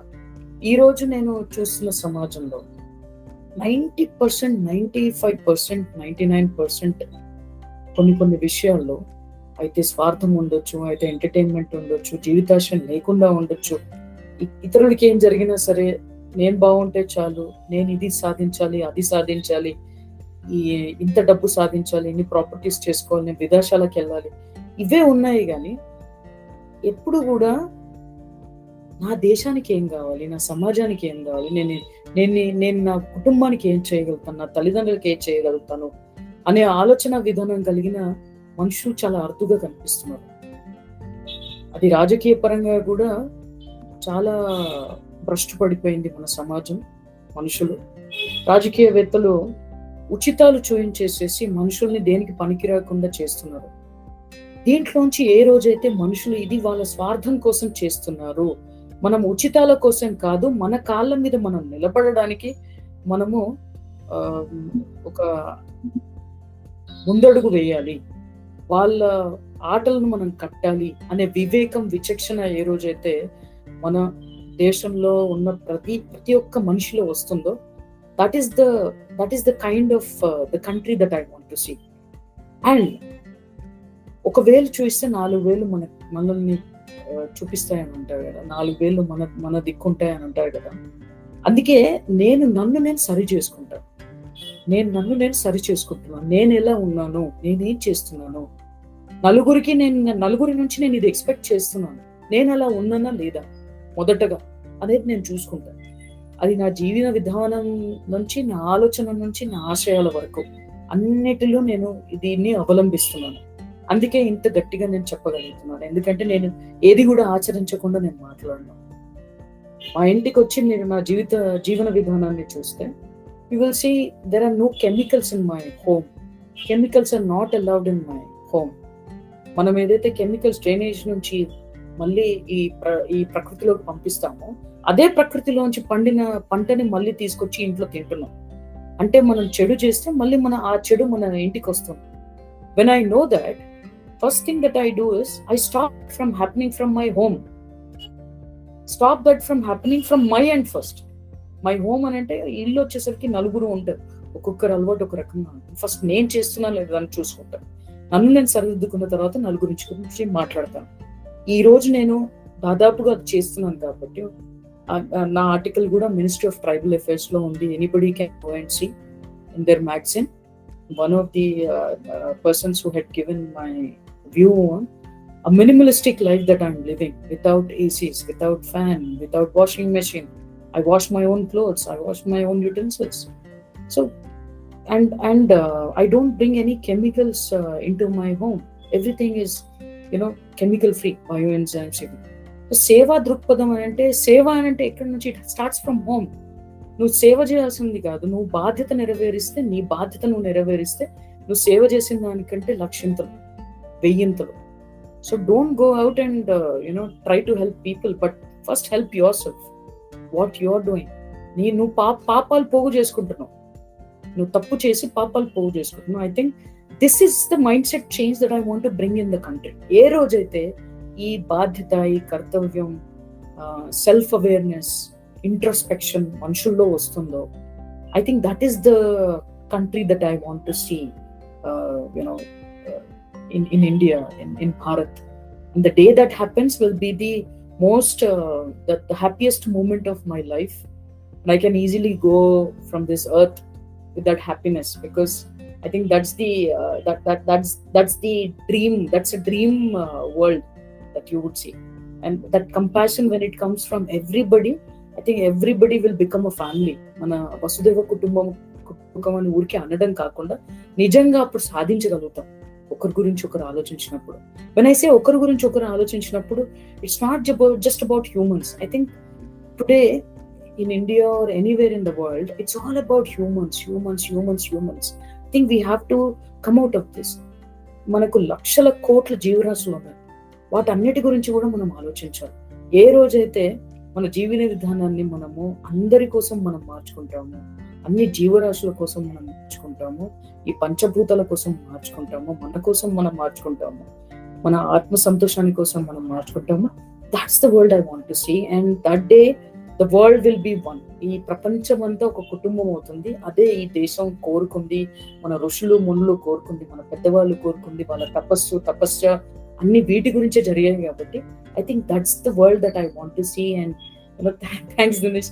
సో ఇఫ్ దట్ హ్యాపెన్స్, వాళ్ళు అంటారు కదా తథాస్తు దేవతలు ఉంటారు అని. ఇప్పుడు నేను అన్నప్పుడు ఆ రకంగా ఎవరైనా తథాస్తు దేవతలు వచ్చి అన్నారు అని ఒక సంతోషం కలుగుతుంది. నిజంగా అది జరిగితే మాత్రం that is the day, I think all of us want to see, not just me. I think that's the end of any kind of what do you say, ఆశలు. నా ఆశలకి అప్పుడే అంతు. అదొక్కటే ఆశ ఉంది నాకు. ఏదైనా ఇలాంటి ఒక గొప్ప పని జరగాలి అని అంటే ప్రతి మనిషి సంకల్పం ముఖ్యం. ప్రతి మనిషి తన సంకల్పం తాను తీసుకుంటూ ఇంకొకరికి ఆ సంకల్పాన్ని గురించి అర్థమయ్యేలా చెప్పి వాళ్ళు ఆ సంకల్పం తీసుకునే ప్రయత్నం చేయడం తప్ప మనం అంతకంటే చేయగలిగింది ఏం లేదని అనుకుంటున్నాను. సో ఇలాంటి ఒక సంకల్పం నేను తీసుకున్నాను. ఆ సంకల్పం యువతని వ్యవసాయం వైపు మొగ్గు చూపేలా చేయడం. రేపటి భారతదేశంలో మనకి రైతులు అనేవాళ్ళు మీరు ఇందాక చెప్పినట్టుగా ఏ పని చేసినా ఏం చేసినా మనం ఒక ఆహారం కోసమే, మన ఆరోగ్యం కానీ ఏదైనా ఉండాలి అంటే మన ఆహారం ముఖ్యం. ఈ ఆహారానికి ముఖ్యమైన ఆధారం రైతు. ఈ రైతులు ఫ్యూచర్లో భారతదేశంలో ఉండాలి అని అంటే యువత మొదటగా వ్యవసాయంలోకి వెళ్ళాలి. అలా వెళ్ళాలి అంటే ఏం చేయగలగాలి? నాలాంటి వ్యక్తి, మీలాంటి వ్యక్తి మనం చేస్తున్న పనులతో పాటు అందరూ ఏం చేస్తే యువతకి వ్యవసాయం మీద ఆసక్తి కలుగుతుంది? అంటే ఇందులో చాలా అంశాలు మాట్లాడుకోవచ్చు. ఎలా చేయొచ్చు అనే దానిపైన, చేస్తామా లేదా అన్నది క్వశ్చన్ మార్క్. కానీ ఈరోజు I think it's an important thing, because India is going to be the youngest country in the world very soon. 65% of this country is sitting in the classes, colleges or institutions, and it's very important that we understand our history. Our country is based on agriculture. Agriculture is our culture under. So అది ఈరోజు మీరు మన ప్రపంచం మొత్తం తీసుకుంటే highest production అనే కంట్రీస్లో China తర్వాత we're the next. Entire world is looking at us for our production, because lot of countries are going through a lot of crisis in terms of production of various things that they used to produce once upon a time, but today they are failing to. Sri Lanka was one example. Recently Pakistan is in news. ఇప్పుడు వేరే విదేశాల నుంచి, Kuwait నుంచి, అక్కడి నుంచి, ఇక్కడి నుంచి మన కంపోస్ట్ తీసుకెళ్తున్నారు, మన గోమయాన్ని తీసుకెళ్తున్నారు ఇక్కడి నుంచి. సో ఇంత జరుగుతున్నప్పుడు కూడా మనము పిల్లలకి ఇప్పుడు కూడా వ్యవసాయాన్ని మనం పరిచయం చేయకపోతే ఇప్పటికీ కూడా చాలా మంది పిల్లలు పాలు ఎక్కడి నుంచి వస్తాయంటే ఫ్రిడ్జ్ లోంచి వస్తాయని, యూనో రైస్ ఎక్కడి నుంచి వస్తుందంటే షాప్ లోంచి వస్తుందని, మోర్లోంచి వస్తుంది అని మాట్లాడే పిల్లలు చాలా మంది ఉన్నారు. అది అంటే వాళ్ళకు మొక్కకి చెట్టుకి కూడా తేడా తెలియకుండా ఉంది. పండ్లు ఏ చెట్టు నుంచి వస్తాయి, ఎలాంటి పండ్లు ఒకప్పుడు ఉండేవి, పాపం మన పెద్దవాళ్ళు తిన్నారు, మనం తినలేకపోతున్నాం. ఆ రుచి, ఆ పండ్లు మన పిల్లలు ఎక్కడ తింటారు? ఈ రకంగా ఇలా ఉన్న పరిస్థితుల్లో మనిషి 3 పూటలకు తింటాడు. ఫుడ్ గురించి మనం మాట్లాడకుండా, ఫుడ్ ఎక్కడి నుంచి వస్తుందనే దాని గురించి పరిచయం చేయకుండా, దాన్ని వాళ్ళకి నేర్పించకుండా, వాళ్ళ దినచర్యలో దాన్ని ఒక భాగం చేయకుండా ఉండడం అనేది చాలా దురదృష్టకరమైన విషయం. ఈరోజు మనం ఇంట్లో ఎన్నో పండ్లు తింటుంటాం. తిన్న తర్వాత దాంట్లో మనకు కొన్ని గింజలు వస్తాయి, అంటే సీడ్స్ వస్తాయి. ఆ సీడ్స్ తో మనం సీడ్ బాల్స్ చేసి చల్లొచ్చు అనే చిన్న విషయం నుంచి కూడా పిల్లల్ని మనం తయారు చేయొచ్చు వ్యవసాయం వైపు మొగ్గు చూపడానికి. This is a very simple and easiest way of doing it. I do that. So మనం నిమ్మకాయ కట్ చేసినప్పుడు 2 నిమ్మకాయ గింజలు వచ్చాయి, యాపిల్ కట్ చేసినప్పుడు కొన్ని గింజలు వస్తాయి, అలాగే బత్తాయి తిన్నప్పుడు వస్తాయి, పపాయ తిన్నప్పుడు వస్తాయి.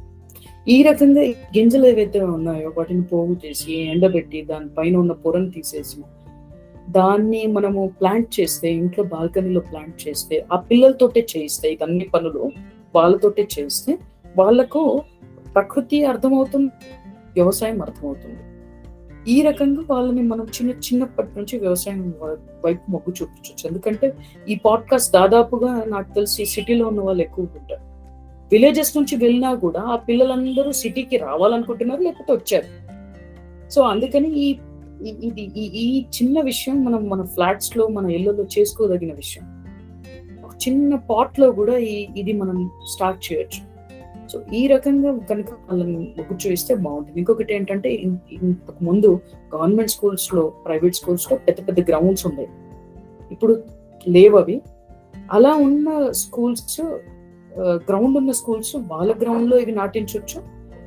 అలా లేని స్కూల్స్ దగ్గరున్న ఏదైనా ఒక వ్యవసాయదారుని దగ్గరికి వెళ్ళి, వాళ్ళ ఫామ్ కి వెళ్ళి, వాళ్ళ ఫామ్ లో ఈ పిల్లలతో వాటిని ప్లాంట్ చేయించవచ్చు. ఒక రోజు ఔటింగ్ చేయొచ్చు ఒక ఫామ్ కి, ఒక రైతును పరిచయం చేయడానికి, వ్యవసాయాన్ని పరిచయం చేయడానికి. Schools should start an excursion or a visit to a farm. I think some schools are doing it, some institutions are doing it, some parents are also doing it, but not everyone. And even if they do it, they are doing it only for entertainment, like వెళ్ళడము, పండిన పళ్ళను కోసుకోవడము, కూరగాయలు కోసుకోవడం, ఇంటికి తెచ్చుకోవడం. అలా కాకుండా పంట వేసేటప్పుడు వాళ్ళని తీసుకెళ్ళి దాంట్లో ఒక భాగం చేయాలి. అప్పుడే వాళ్ళు స్కూల్ యూనిఫామ్స్ వేసుకొని వెళ్తే అందులో దిగలేరు, సాక్స్లు, షూస్ వేసుకొని. సో నార్మల్ డ్రెస్ లో వాళ్ళని తీసుకెళ్ళి వాళ్ళని ఆ వ్యవసాయ భూమిలోకి వాళ్ళని దించి, వాళ్ళతో ఆ వ్యవసాయ పనిముట్లు ముట్టించి, వాళ్ళని ఆ పనులు చేసేటట్టు వాళ్ళకి నేర్పించి వాళ్ళని తీసుకొస్తే తప్పకుండా పిల్లలకి అగ్రికల్చర్ వైపు ఆసక్తి కలుగుతుంది. ఎందుకంటే ఒక్కసారి మట్టిని ముట్టిన వ్యక్తి దాన్ని మర్చిపోలేడు, దానికి దూరం కాలేడు. మట్టి నుంచి వచ్చిన మనుషులను కాబట్టి దాన్ని మళ్ళీ మనం వాళ్ళకి పరిచయం చేస్తే మళ్ళీ దాన్ని వాళ్ళు అవలంబిస్తారు. మంచి అగ్రికల్చర్ సైంటిస్ట్ అవుతారు, ఫార్మర్స్ అవుతారు, దేశానికి మంచి పేరు తీసుకొస్తారు, కొత్త కొత్త వంగడాలు తీసుకొస్తారు, పాత వంగడాలను రక్షిస్తారు. మంచి పురోగతిని సాధించడానికి, వ్యవసాయ విధానంలో, పద్ధతుల్లో మార్పును తీసుకురావడానికి మనకు ఉపయోగపడతారు. అలాగే ఇంకో విషయం కూడా, అంటే పిల్లల్ని ఎలా ఇన్వాల్వ్ చేస్తున్నామో అలా పెద్దల దగ్గర ఉన్న జ్ఞానాన్ని, విజ్ఞానాన్ని కూడా పిల్లలు తీసుకునే అవసరం ఉంది ఇప్పుడు వ్యవసాయంలో. అది తీసుకోకపోతే అది మరుగున పడిపోతుంది. I give you small example. మనకు ఇప్పుడు ప్యాడీ, అంటే బియ్యం పండించడం చేసినప్పుడు, రైస్ వెరైటీస్ పండించినప్పుడు దాంట్లో కొత్త కొత్త టూల్స్ తీసుకొస్తున్నారు. మడిలో మనము రైస్ సాప్లింగ్స్ పెట్టుకోవడానికి. అలా కాకుండా ఒకప్పుడు వెదజల్లే పద్ధతి ఉండేది. కొత్త పద్ధతి కాదు ఇది, చాలా పాత పద్ధతి, దశాబ్దాల కాలంగా వస్తున్న పద్ధతి. దాన్ని మర్చిపోయి ఎన్నో టూల్స్, ఎన్నో ఇన్వెన్షన్స్ తీసుకొస్తున్నారు. లక్షలు ఖర్చు పెట్టి, లేకపోతే కూలీలకు డబ్బులు ఇస్తున్నారు ఆ పని చేయడానికి. సింప్లెస్ట్ వే వాస్ దాన్ని వెదజల్లడం. ఇది మనకి ఈ జ్ఞానాన్ని మనకి ఇవ్వగలిగింది పెద్దవాళ్ళు. పిల్లల్ని రోజు మనం ఇన్వాల్వ్ చేయకుండా, పెద్దలతో వాళ్ళకి మాట్లాడించకుండా, ఆ పద్ధతుల్ని మళ్ళీ మనము అవలంబించకుండా ఉంటే ఈ చిన్న వ్యవస్థ, నేను మీకు రైస్ గురించి చెప్పాను కదా. Do you know what is the production of rice in our state? Forget about country.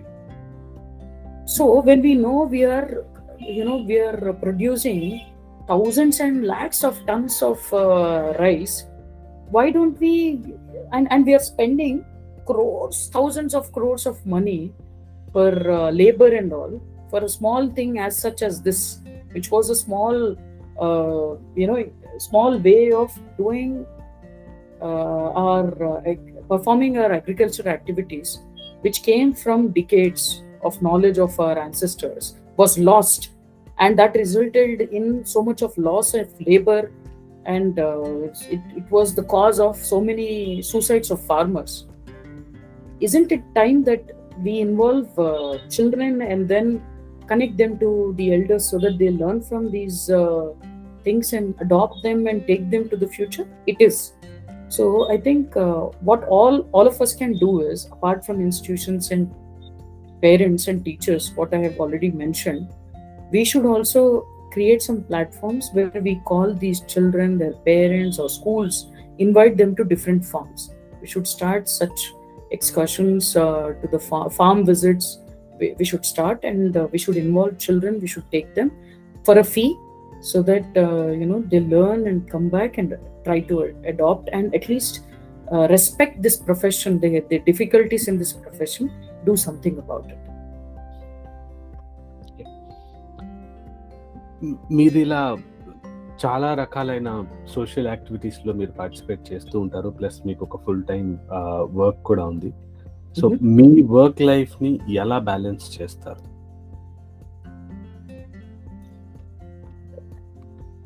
I think it's not a tough question to answer though, but it would be tough for people to digest that fact. So I have a full-time job wherein I have to give my 100%, which I do, and I'm very popular for that. And I do more than what is needed at office. But at the same time, I decided that I will spend my rest of my life for doing something meaningful in my life. And if I continue to do my job and I'm not able to contribute to the goals that I have in my life, the vision that I have in my life, then it will be a big failure, and I cannot let that happen. So what I decided is, the amount of time that I give to my office, I'll give an equal amount of time for my social responsibilities also, social activities and responsibilities also. And that's what I'm doing currently. My weekends are spent for my social activities. The rest of the day after my office hours is spent for my social activities. I don't put myself into entertainment. My my TV cable was cut off long ago, almost a decade ago. I'm not using it. I don't go and watch movies and stuff unless it's a fantastic movie. It's a very good movie. It's a social movie. It has a message in it, and that happens rarely. So I very rarely go for movies. So there's no personal time or entertainment and stuff like that in my life. Very little time in the entire year is spent on those things. So that is what is helping me in rendering my social responsibilities. But I'm not advising this to everyone. I don't think this is the way of this is the way of doing it. But yes, if you want to do something, then you have to compromise, adjust, and I think that's what I'm doing, and I'm happy about it. Everybody's got their own choices, right? This is my choice. This is the way I have decided that I will lead my life, and that's what I'm doing. ఇప్పుడు social welfare activities అనేవి బయట వాళ్ళు చేస్తారు, and corporate సంస్థలు కూడా under CSR చేస్తారు. Right. వీటిని align చేయడానికి లేదా ఒక కార్పొరేట్స్ కి ఒక అవకాశం ఉంటుంది. They have bigger budgets, they have bigger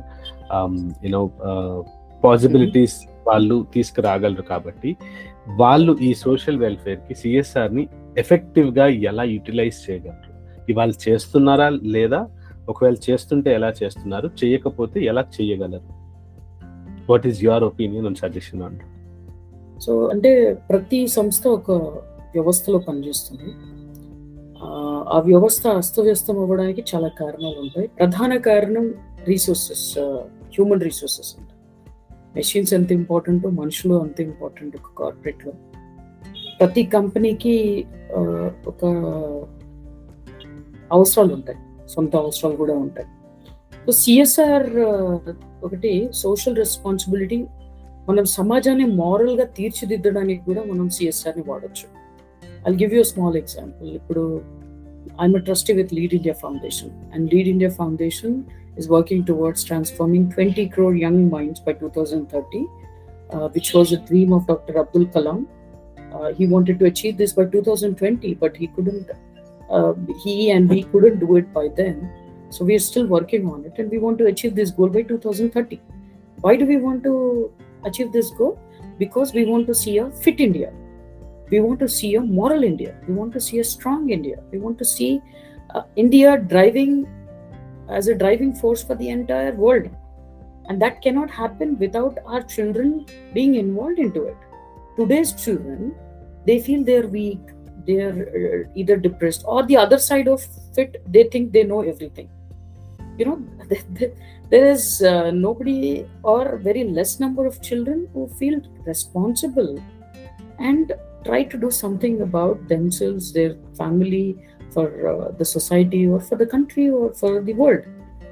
So social responsibility అనేది వాళ్ళ లోపలికి తీసుకురావాలి అని అంటే, వాళ్ళని ట్రాన్స్ఫార్మ్ చేయాలి అని అంటే, ఇంతకు ముందు మనం మాట్లాడుకున్నట్టుగా వాళ్ళకి మంచి చెప్పే వాళ్ళు కావాలి, వాళ్ళకి ఆ దిశానిర్దేశం చేసే వాళ్ళు, వాళ్ళకి ఆ దిశని ఆ వ్యవస్థని చూపించే వాళ్ళు కావాలి. అది లీడ్ ఇండియా ఫౌండేషన్ చేస్తోంది. CSR funds, if they are used for organizations like Lead India Foundation that I am associated with, they will transform young minds which are going to be a part of their system tomorrow. If they don't want frauds to happen, if they don't want the company to face some risks in future because of humans, they want to see responsible employees in their office.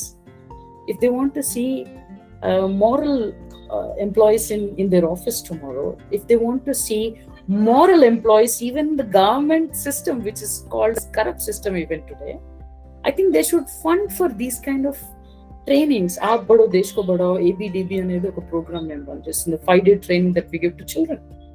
And you won't believe wonderful changes we have seen, witnessed in the minds of children. They become, instead of becoming a burden on their parents, a burden on their school, a burden on the country, a burden on this nature, they become contributors to the success of their family, their society, the country, and the nature that they're living within.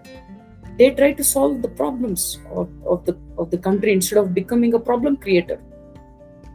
So if we want to see change in the children, then it is time that we transform the young minds. And these are ways of doing it. Train them, or educate them, or give them enough knowledge so that they can think on their own.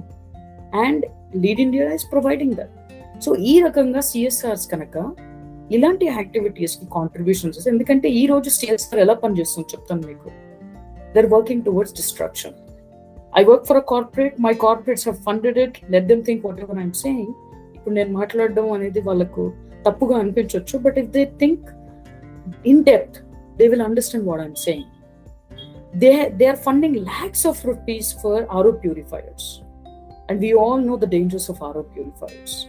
Is that the right way of dealing with cleaning water? No, it is not. It is time that we build more lakes, ponds, clean them up, ensure biodiversity exists in them, make more borewells. The olden way of harvesting water, check dams construct చేయడము, ఇలాంటివి చేయాల్సింది. వాళ్ళు ఆరో purifiers ఇస్తున్నారు. ఆరో purifiers కొన్ని రోగాలు వస్తున్నాయి, ఇక్కడ ఈ ఈ మట్టిలో ఇలాంటిది ఉంది, అది ఉంది, ఫ్లోరైడ్ ఉంది, అది ఉంది, ఇది ఉంది అని అంటున్నారు. సో ఆ ఫ్లోరైడ్ పోవడానికి కూడా చాలా వేస్ ఉన్నాయి. I'll give you an example. తులసి చెట్టు పెడితే it will take away the fluoride levels in the soil. మీరు వాటర్ మట్టం పెంచితే, చెక్ డ్యామ్స్ కడితే it will take away the fluoride levels in the soil to a greater extent.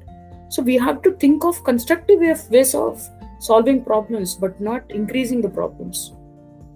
There are many other examples that I can give. For example, people are giving computers, digital systems and stuff like that in schools. But what are the children being taught in those? Are they being used productively in the schools? What are they being taught on them is a question mark. Instead, if they can fund for children to behave well, to be better citizens, they will achieve bigger results, larger results. So they have to think on those lines. I'm very glad one of the companies, Synchron, they have funded my dream project, which is to construct a farmer training center in Nalgonda, and their purpose was to ensure there are no farmer suicides. That was their goal, and my project is a part of their overall goal. So we need such organizations which want to build moral society that takes responsibility towards the problems that it exists in. And I think CSR can also work on concepts like Vedic maths, teaching Vedic maths, the olden way of mathematics. Tell me, Dinesh, how many of the children in your school, I don't know about your mathematical aptitude and skills, how many children were afraid of mathematics when they had to write an exam? Is it useful in our day-to-day life at all? Sin theta, cos theta? No, not at all. Tan theta? No. It is not useful. But still, we struggled a lot in those things. We did not struggle in the things that are most needed in life. Like, for example, farming or agriculture, or being responsible towards your own strengthening. మన own exercise చేయడం కూడా మన ఫిట్నెస్కి అవసరం. దాని మీద కూడా concentrate చేయలేదు. కానీ మ్యాథమెటిక్స్ చదవడానికి, ఫిజిక్స్ చదవడానికి, ఇది బయాలజీ చదవడానికి 24 గంటలు కూర్చొని నెత్తి కొట్టుకొని చదివిన రోజులు నాకు గుర్తున్నాయి. సో ఐ థింక్ ఇప్పుడు మంచి మంచి కంపెనీస్ వస్తున్నాయి. జీబ్రా అని ఒక కంపెనీ వచ్చింది, మ్యాథమెటిక్స్ సింపుల్ గా పిల్లలకి నేర్పిస్తున్నారు. సో ఈ కంప్యూటర్స్ అవి ఇచ్చే బదులు వాళ్ళకి ఇలాంటివి నేర్పిస్తే కనుక, ఈ ట్రాన్స్ఫర్మేషన్ తీసుకురావడానికి వాళ్ళు కనుక హెల్ప్ చేస్తే కనుక, తర్వాత ఇప్పుడు ఇండిజినస్ సీడ్స్ ఉన్నాయి, వాటిని మనం ప్రమోట్ చేయొచ్చు through corporates. Check dams construction చేయొచ్చు, వాటర్ లెవెల్స్ పెంచొచ్చు మన ప్రదేశాల్లో. వీటి మీద గనక, ఎన్వైరన్మెంట్ మీద గనక సీడ్ బాల్స్ చేయొచ్చు. ప్లాంటేషన్ అని చేస్తున్నారు. Plantation is not working because unless you have somebody who can take care of it, it cannot survive on its own. And moreover, elanti plants pedutunam anadi kuda it's a big question mark. NRIs and corporates, I'll give you another example. COVID time lo I suggested people that manam kashayalu iddam. Tea spots ఉంటాయి కదా, కొత్తగా మనం పెట్టాల్సింది ఏం లేదు. Already existing tea spots ఉంటాయి కదా, అక్కడ జనాలు ఇప్పుడు పనిచేయట్లేదు కదా, వాళ్ళకి కాన్ఫిడెన్స్ ఇద్దాం. కషాయాలు తాగండి, మీ నిరోధక శక్తిని పెంచుకోండి, మీరు వర్క్ చేయండి అని. అందరూ ఇళ్లలో కూర్చుంటున్నారు, బిక్కుమని బతుకుతున్నారు. అలాంటి దాని నుంచి వాళ్ళని బయటికి తీసుకొద్దాము. మీరు ఒక 10,000 ఇస్తే ఒక్కొక్క టీ సెంటర్ నేను స్టార్ట్ చేస్తాను అని చెప్పేసి మా ఇంటి కింద ఉన్న టీ సెంటర్ని నేను స్టార్ట్ చేశాను. కషాయాలు ఇచ్చాము. అందులో చాలా మంది ఇంటికి పట్టుకుపోయారు ఆ పౌడర్, కషాయం పౌడర్. కానీ ఈ ఎన్ఆర్ఐస్ తర్వాత ఈ కార్పొరేట్స్ వేల కోట్లు, లక్షల కోట్లు, 100 కోట్లు మనుషులకి ఊరికే గ్రాసరీస్ కోసం అని, లేకపోతే ఆక్సిమీటర్స్ అని, లేకపోతే మాస్కులని, ఆ ప్లాస్టిక్లు ఇవి అవి పెంచడానికి చేశారు. కానీ వాళ్ళకు రోగనిరోధక శక్తి పెంచుకొని బయటికి రండి, పని చేసుకోండి అని చెప్పడానికి మాత్రం చేయలేదు. హాస్పిటల్స్ లో చావడానికైనా ఇచ్చారు తెలియని ఇంజెక్షన్స్, తెలియని మెడికేషన్.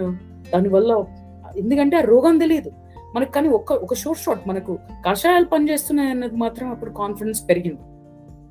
ఆనందయ్య మెడిసిన్ చేయడానికి ఎంత కష్టపడ్డామో హైదరాబాద్ లో మాకు తెలుసు. టీమ్ లాగా ఏర్పడి మేమంతా ఎంత కష్టపడ్డాం, భయపడుకుంటూ పోలీస్ వాళ్ళకి దొరికితే మొత్తం తీసుకుపోతున్నారు, వాళ్ళు పంచుకుంటున్నారు. పొలిటీషియన్స్ కి దొరికితే వాళ్ళు పంచుకుంటున్నారు, జనాలకి ఇవ్వనివ్వలేదు. సో కార్పొరేట్స్ అనేటివి కొంచెం బయటికి రావాలి, వాళ్ళ సిస్టమ్ నుంచి బయటికి వచ్చి ఓన్లీ మేము ఇలాంటి వాటికి ఫండ్ చేస్తాం, అలాంటి వాటికి ఫండ్ చేస్తాం అని ఏదైతే వాళ్ళు పెట్టుకున్నారో అది కాకుండా వాళ్ళు కొంచెం డిఫరెంట్ గా ఆలోచించాలి. మౌలికమైన విషయాలపైన కూడా ఆలోచించి దాన్ని వాళ్ళు ముందుకు తీసుకెళ్ళాలి. మన పాత పద్ధతులు పిచ్చి పద్ధతులు కావు, వీళ్ళు కొత్తగా వచ్చి మార్చేస్తే మన మన మన మొత్తం వ్యవస్థ అస్తవ్యస్తం అవుతుంది. ఆరో ప్యూరిఫైయర్స్ ప్రతి విలేజ్ లో పెట్టించేశారు ఒకప్పుడు నేను చూసినప్పుడు. ఇప్పుడు అన్ని ప్లేసెస్ లో వాటర్ లెవెల్స్ తగ్గిపోయాయి. ఆరో ప్యూరిఫైయర్ నుంచి వచ్చిన వాటర్ కూడా it is not a good water. Then what are we doing? మీకు తెలుసు కదా, ఆరో ప్యూరిఫైయర్ ఇంట్లో వాడిన వాళ్ళ ఇంట్లో మీరు చూసి ఉండొచ్చు. మా ఇంట్లో అయితే లేదు. నేను నార్మల్ వాటర్ పడతాను, నేను ఎండకు పెట్టేస్తాను ఆ వాటర్ని, క్లోరిన్ ఎగిరిపోతుంది. దాని తర్వాత ఆ నీళ్ళని ఫిల్టర్ చేసుకొని తాగుతాం. ఫిల్టరేషన్ అంటే నార్మల్ ఫిల్టరేషన్. ఇప్పుడు నేను మట్టిది కూడా ఒకటి తెప్పిస్తున్నాను, that's a different thing. But again I think these are the things. అంటే మనము పర్మనెంట్ సొల్యూషన్స్ అనేటివి మనం సొసైటీకి ప్రొవైడ్ చేయాలి, కానీ ఉన్న ప్రాబ్లమ్స్ ని పెంచొద్దు.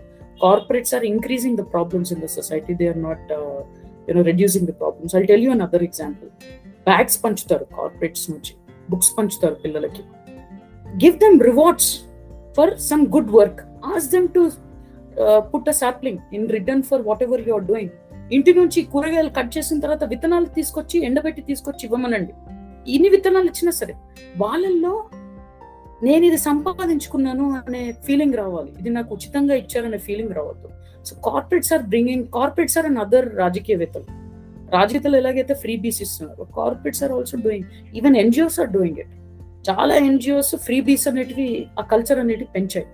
Give other example, cancer treatment in allopathy hospital consumes 30 lakhs, 40 lakhs, 10 lakhs, 20 lakhs. It takes away your entire money, your insurance and stuff. We have very good solutions for cancer, normal solutions for cancer, but no corporate is ready to fund for it, even in a small way.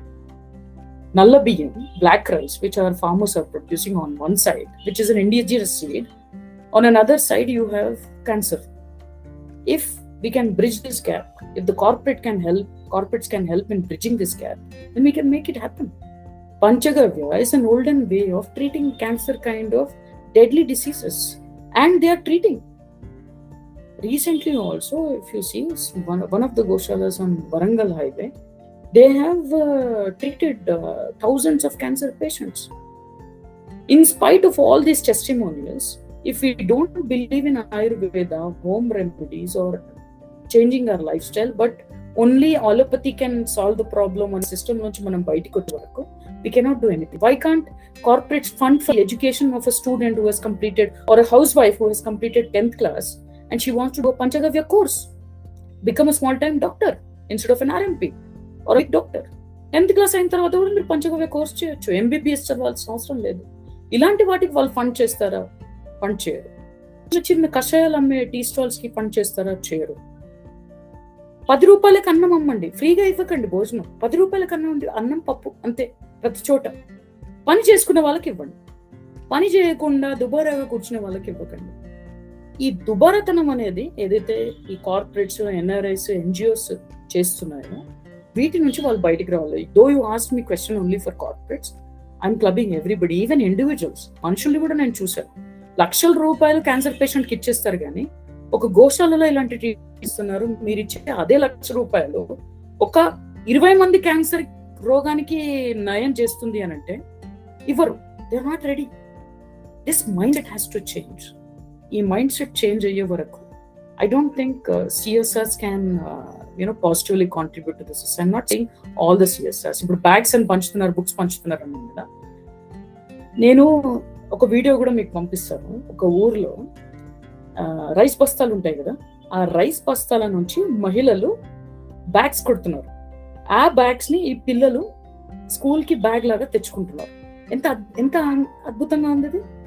దాన్ని వదిలేసేసి ఇక్కడున్న ఈ సిటీలో ఉన్న corporate లేకపోతే సిటీలో ఉన్న వ్యక్తి fund చేస్తే 500 ఇస్తే ఆ 500 400 పెట్టి ఒక బ్యాగ్ కొని, ఇది ఒక ఫ్యాక్టరీలో డిజైన్ డెవలప్ అయిన బ్యాగ్ ని కొని ఆ బ్యాగ్ ని అక్కడికి పంపిస్తున్నారు. ఇది కరెక్టా, అది కరెక్టా? మీరు ఒకసారి ఆలోచించి చెప్పండి. ఆ మహిళని ప్రోత్సహిస్తే ఆవిడ ఇంకా ఇంకా ముందుకెళ్తుంది కదా. మన దగ్గర వృధాగా ఉన్న బట్టలు అవన్నీ ఇస్తే షీ కెన్ ప్రిపేర్ మంచి స్లింగ్ బ్యాగ్స్ తయారు చేయొచ్చు, క్రియేటివిటీ అడాప్ట్ చేసుకోవచ్చు. వాళ్ళకి కావాలంటే వాళ్ళకు ఆ క్రియేటివిటీని ముందుకు తీసుకెళ్ళడానికి మీకు మంచి మంచి మెటీరియల్స్ దొరుకుతాయి. ఆ మెటీరియల్స్ ని తీసుకెళ్లి దాన్ని ఆర్టిస్టిక్ గా, దాన్ని ఇంకా ఒక ఫ్యాషనబుల్ గా తయారు చేయడానికి మీరు ఆ వస్తువుల్ని ఇవ్వచ్చు ఆ లేడీకి. ఆ రకంగా మీరు హెల్ప్ చేయొచ్చు. అది చేయకుండా పిల్లల్లో మీరు ఇలాంటి బ్యాగ్స్ వేసుకోవాలి, ఇలాంటి జీవితం అంటే పాలిష్డ్ గా ఉండాలి, ఇలా ప్రొఫెషనల్ గానే ఉండాలి, అంటే ప్రకృతి నాశనం అయినా సరే, లోకల్ వ్యవస్థ నాశనం అయినా సరే అనే మైండ్ సెట్ ఏదైతే ఉందో అందులోంచి బయటికి రావాలి. I think I have given enough examples. This is where I would want to see CSRs take themselves to.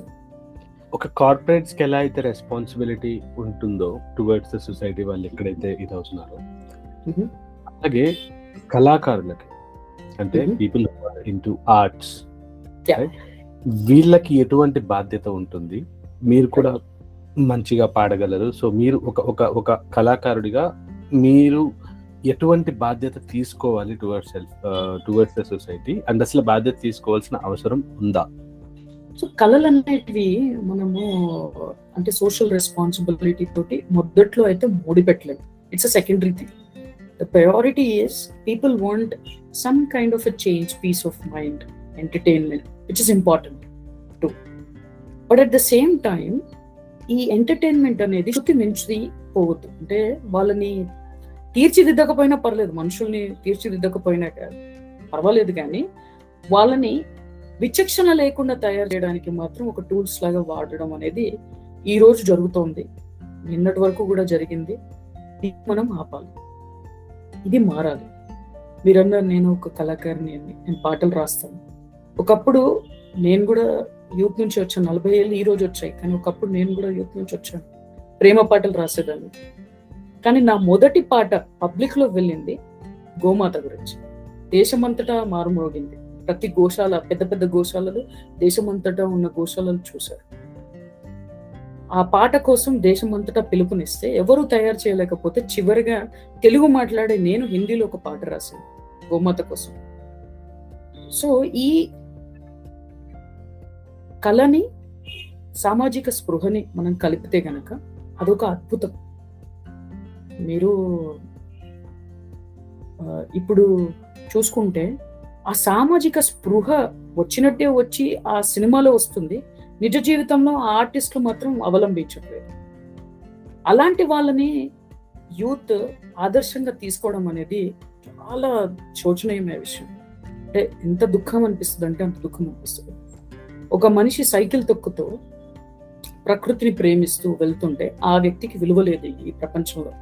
అంటే నీకు ప్రదూషణం చేయకుండా నువ్వు మంచి గాలి తీసుకోవాలని నేను సైకిల్ నడుపుతున్నాను, నేను కారు నడపగలుగుతాను, కానీ నువ్వు నాకు విలువ ఇవ్వవు. కానీ ఎవరికి విలువిస్తావు? కోట్లు పెట్టి ఒక BMW ఎవరైనా కారు దిగితే ఆ కారు 6 కిలోమీటర్లు 1 లీటర్ పెట్రోల్ డీజిల్ తాగితే దానివల్ల కలుషితమైన వాయువు నువ్వు పీలుస్తుంటే కూడా ఆ మనిషికి నువ్వు విలువిస్తావు. ఇదేదైతే జరుగుతుందో కళ అనే ఒక మాటతోటి ఈ ఆర్టిస్టులు అనే వాళ్ళు యాక్టింగ్ లో బాగుండొచ్చు, కానీ వాళ్ళు నిజ జీవితంలో కూడా మంచి వాళ్ళు అని మూర్ఖంగా ఆలోచించడం అనేది ఈ రోజు జరుగుతుంది. అందులోంచి బయటికి రావాలి. అది ఒక ఎంటర్టైన్మెంట్ లాగానే తీసుకోవాలి, కానీ వాళ్ళని ఆ డైలాగులు అనేటివి వాళ్ళు సొంతంగా చెప్పినవి కాదు.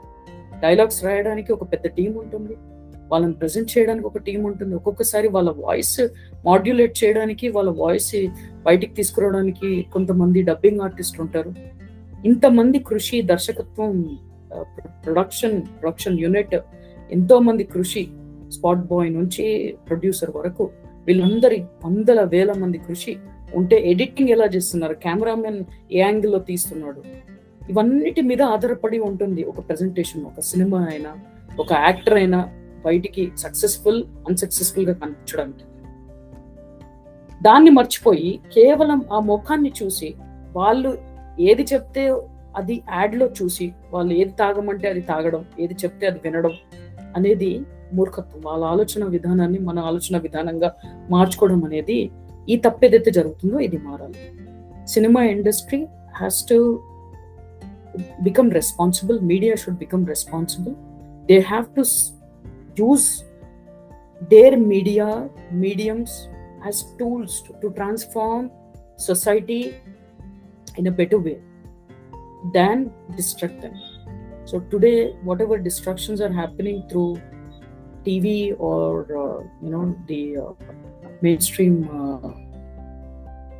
industry, movie industry, or whatever, that has to stop and it has to go in the right way. So I think our history should be portrayed. Our practices and the reasons for those practices should be portrayed. In fact, మంచి చేస్తున్నట్టే ఒక cinema కనిపిస్తుంది, కానీ ఆ సినిమాలో మంచి ఉండదు. Example I tell you, మన దేవాలయాల్లో పాలు పోస్తున్నారు, అభిషేకం చేస్తున్నారు అని తప్పుగా చూపించడం, మనుషులకి పెట్టాలి, చేయాలి అని చెప్పడం. నా దగ్గర వీడియోస్ ఉన్నాయి. నేను గుడి ముందు కూర్చున్న వ్యక్తుల్ని నేను అడిగితే, వాళ్ళు కళ్ళు తాగడానికి వాళ్ళకి డబ్బు కావాలి, ఫ్రీగా ఉచితంగా గుడిలో భోజనం పెడుతున్నారు, అయినా వాళ్ళు పనికి వెళ్ళరు, డబ్బులు అడుక్కుంటారు. ఈ పాలు అభిషేకం ఏదైతే ఉందో దాంట్లో ఒక సైన్స్ ఉంది. ఆ సైన్స్ అర్థం చేసుకోకుండా ఆ నీళ్ళు ఎట్టిపోతున్నాయి. అదొక బయోఎంజైమ్. అది ఆ తీర్థం తాగితే మంచిది. ఆ తీర్థాన్ని మనము మన నదుల్లో, మన కులంలో కనుక వదిలితే అక్కడున్న జీవరాశులు బ్రతుకుతాయి. ఆ నీరు శుద్ధమవుతుంది.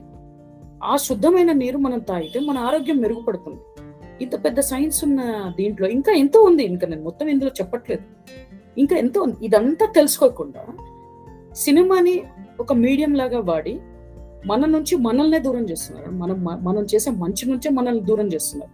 అది చూస్తే ఎలా ఉంటుందంటే, అవును నిజమే మాట్లాడుతున్నాడు కదా అని ఉంటుంది, కానీ అందులో నిజం ఉండదు. So they have to do their homework. Entertainment industry have to do their homework. ఎందుకంటే ఇవి చిన్న విషయాలు కావు. తర్వాత the way they portray our elders, మన టీచర్స్ ని, మన గురువులని, మన విద్యా వ్యవస్థని ఎంత కించపరుచుకుంటూ సినిమాలు తీస్తున్నారు. అలాగే మన బ్రాహ్మణులని, పంతులని ఒక కమెడియన్ లాగా చూపించడం, స్వార్థపరులాగా చూపించడం, వాళ్ళకు వేదాలు శాస్త్రాలు రావని చూపించడం, ఇది ఎంత ఎంత ఎంత దారుణానికి గురి చేస్తుంది. పిల్లల్లో ఎలాంటి ఆలోచనని కలిగిస్తుంది. వాళ్ళు నిజంగా ఒక వేదాలు శాస్త్రాలు చదివిన వ్యక్తిని చూసినా కూడా స్కాన్ చేస్తున్నారు, ఇతను మంచి వ్యక్తి కాదా అని చెప్పేసి. నేను అందులోంచి బయటకు వచ్చాను, అందుకే ఇవన్నీ మాట్లాడుతున్నాను. వాళ్ళందరూ మంచి వాళ్ళు కాదు, అంటే ఒక బాబా అనంటే మంచి వ్యక్తి కాదు అనే ఆలోచనకి నేను ఒకప్పుడు వచ్చాను. నిజంగా అది నిజమేనా? ఒకప్పుడు మన దగ్గర నలంద యూనివర్సిటీ ఉండేది. దేశ విదేశాల నుంచి వచ్చి అక్కడ చదువుకునేవారు. ఎవరు దాన్ని భ్రష్టు పట్టించారు? అది మనం మర్చిపోయాం. నలంద యూనివర్సిటీ వద్దు, ఏదొద్దు. ఇప్పుడు నేను విదేశాల్లోకి వెళ్ళాలి, అంతేగాని మళ్ళీ ఆ వ్యవస్థను మనం నిలబెట్టాలి అని పనిచేస్తున్న వ్యక్తి ఎవరు ఈరోజు చెప్పండి నాకు? రామ్దేవ్ బాబా, స్వామి రామ్దేవ్ బాబా ఈరోజు ఆ వ్యవస్థని మళ్ళీ నిలబెట్టడానికి కొద్ది గొప్ప ప్రయత్నం చేస్తున్నారు. నేను కామారెడ్డి గురుకులంలో ఒక ట్రస్టీని, ఆర్ష గురుకులం. దాంట్లో స్వామి బ్రహ్మానంద సరస్వతి గారు, ఆయన ఇప్పుడు 83-84 ఏళ్ళు ఉన్నారు.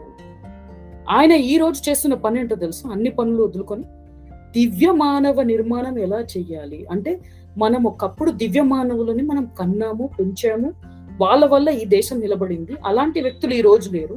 మళ్ళీ మన దేశంలో పుట్టే ప్రతి ఒక్క బిడ్డ దివ్య మానవుడిగా పుట్టాలి అని అంటే తల్లిదండ్రులు ఏం చేయాలి, సమాజం ఏం చేయాలి, వాళ్ళు ఏం తినాలి, ఏం చదవాలి, ఎలా ఆలోచించాలి, ఎలా ఉండాలి అనే దానిపైన ఒక పెద్ద గ్రంథం రాస్తున్నారు. ఇంత పెద్ద గ్రంథం రాస్తున్నారు. సో ఇలాంటి వాటిని ఇండస్ట్రీ ప్రమోట్ చేయాలి, ఆ మూలాలకు వెళ్ళాలి, వీళ్ళని కలవాలి, వాళ్ళ నుంచి తెలుసుకోవాలి, ఆ మంచిని పంచాలి. ఇది మనకు కావాల్సిన ప్రతిఫలం ఈ ఇండస్ట్రీ నుంచి. మనుషులు డబ్బులు పెట్టి, వాళ్ళ సొంత డబ్బులు, వాళ్ళు సంపాదించిన డబ్బు పెట్టి చూస్తున్నారు. మీరు మంచి చేయకపోయినా సరే సమాజానికి, చెడు మాత్రం చేయకండి. మీరు మీ ఆలోచనని అందరి పబ్లిక్ లో అందరి మైండ్ సెట్ ని చేంజ్ చేయడానికి వాడకండి. అది ఒక మంచి దిశలో వాడండి, చెడు దిశలో వాడకండి. ఇది నా విన్నపం ఈ పాడ్కాస్ట్ ద్వారా. Thank you so much Suryakala గారు. చాలా విషయాలు చెప్పారు, చాలా విషయాలు నేర్చుకున్నాను. అండ్ ఇంకా ఎన్నో పాడ్కాస్ట్ ఇలా చేసి ఎన్నో విషయాలు మీ నుంచి నేర్చుకోవడానికి, మీరు చెప్పిన విషయాలు మొదటగా ఆచరించడానికి నేను తప్పకుండా ప్రయత్నం చేస్తాను. అండ్ నా చుట్టూ ఉన్న వాళ్ళకు కూడా ఖచ్చితంగా నేను చెప్పే ప్రయత్నాన్ని తప్పకుండా చేస్తానని ఈ పాడ్కాస్ట్ లో చెప్తున్నాను. అండ్ ఇలాంటి ఎన్నో పాడ్కాస్ట్ని మళ్ళీ మనం ఫ్యూచర్లో చేసి ఇలాంటి విషయాల్ని ఎన్నో డిస్కస్ చేసుకుందాం. అండ్ అప్పటి వరకు ఎప్పుడు చెప్పే విధంగానే please take care of your self, take care of your family and take care of your people around. అందరం కలిసి మనం తిరిగి ఎదుటి వారికి ఏమి ఇవ్వగలం అని ఆలోచించగలిగేంత సహనం, ఓర్పు అందరికీ రావాలని కోరుకుందాం. Thank you so much Suryakala గారు. అందరికీ తెలీదు, మనకైతే రావాలని కోరుకుంటున్నా. మొదటగా మనకి మన ద్వారా అందరికీ రావాలని కోరుకుందాం. Thank you, Dinesh. It was a pleasure talking to you and also expressing myself. I don't think I get to introspect myself unless somebody asks me some questions whether I'm going the right direction or not. So these are all my personal opinions. This is a personal podcast interview. So I would appreciate people respecting my personal views for me. And if they have a different view and it is in the right direction, let them go ahead.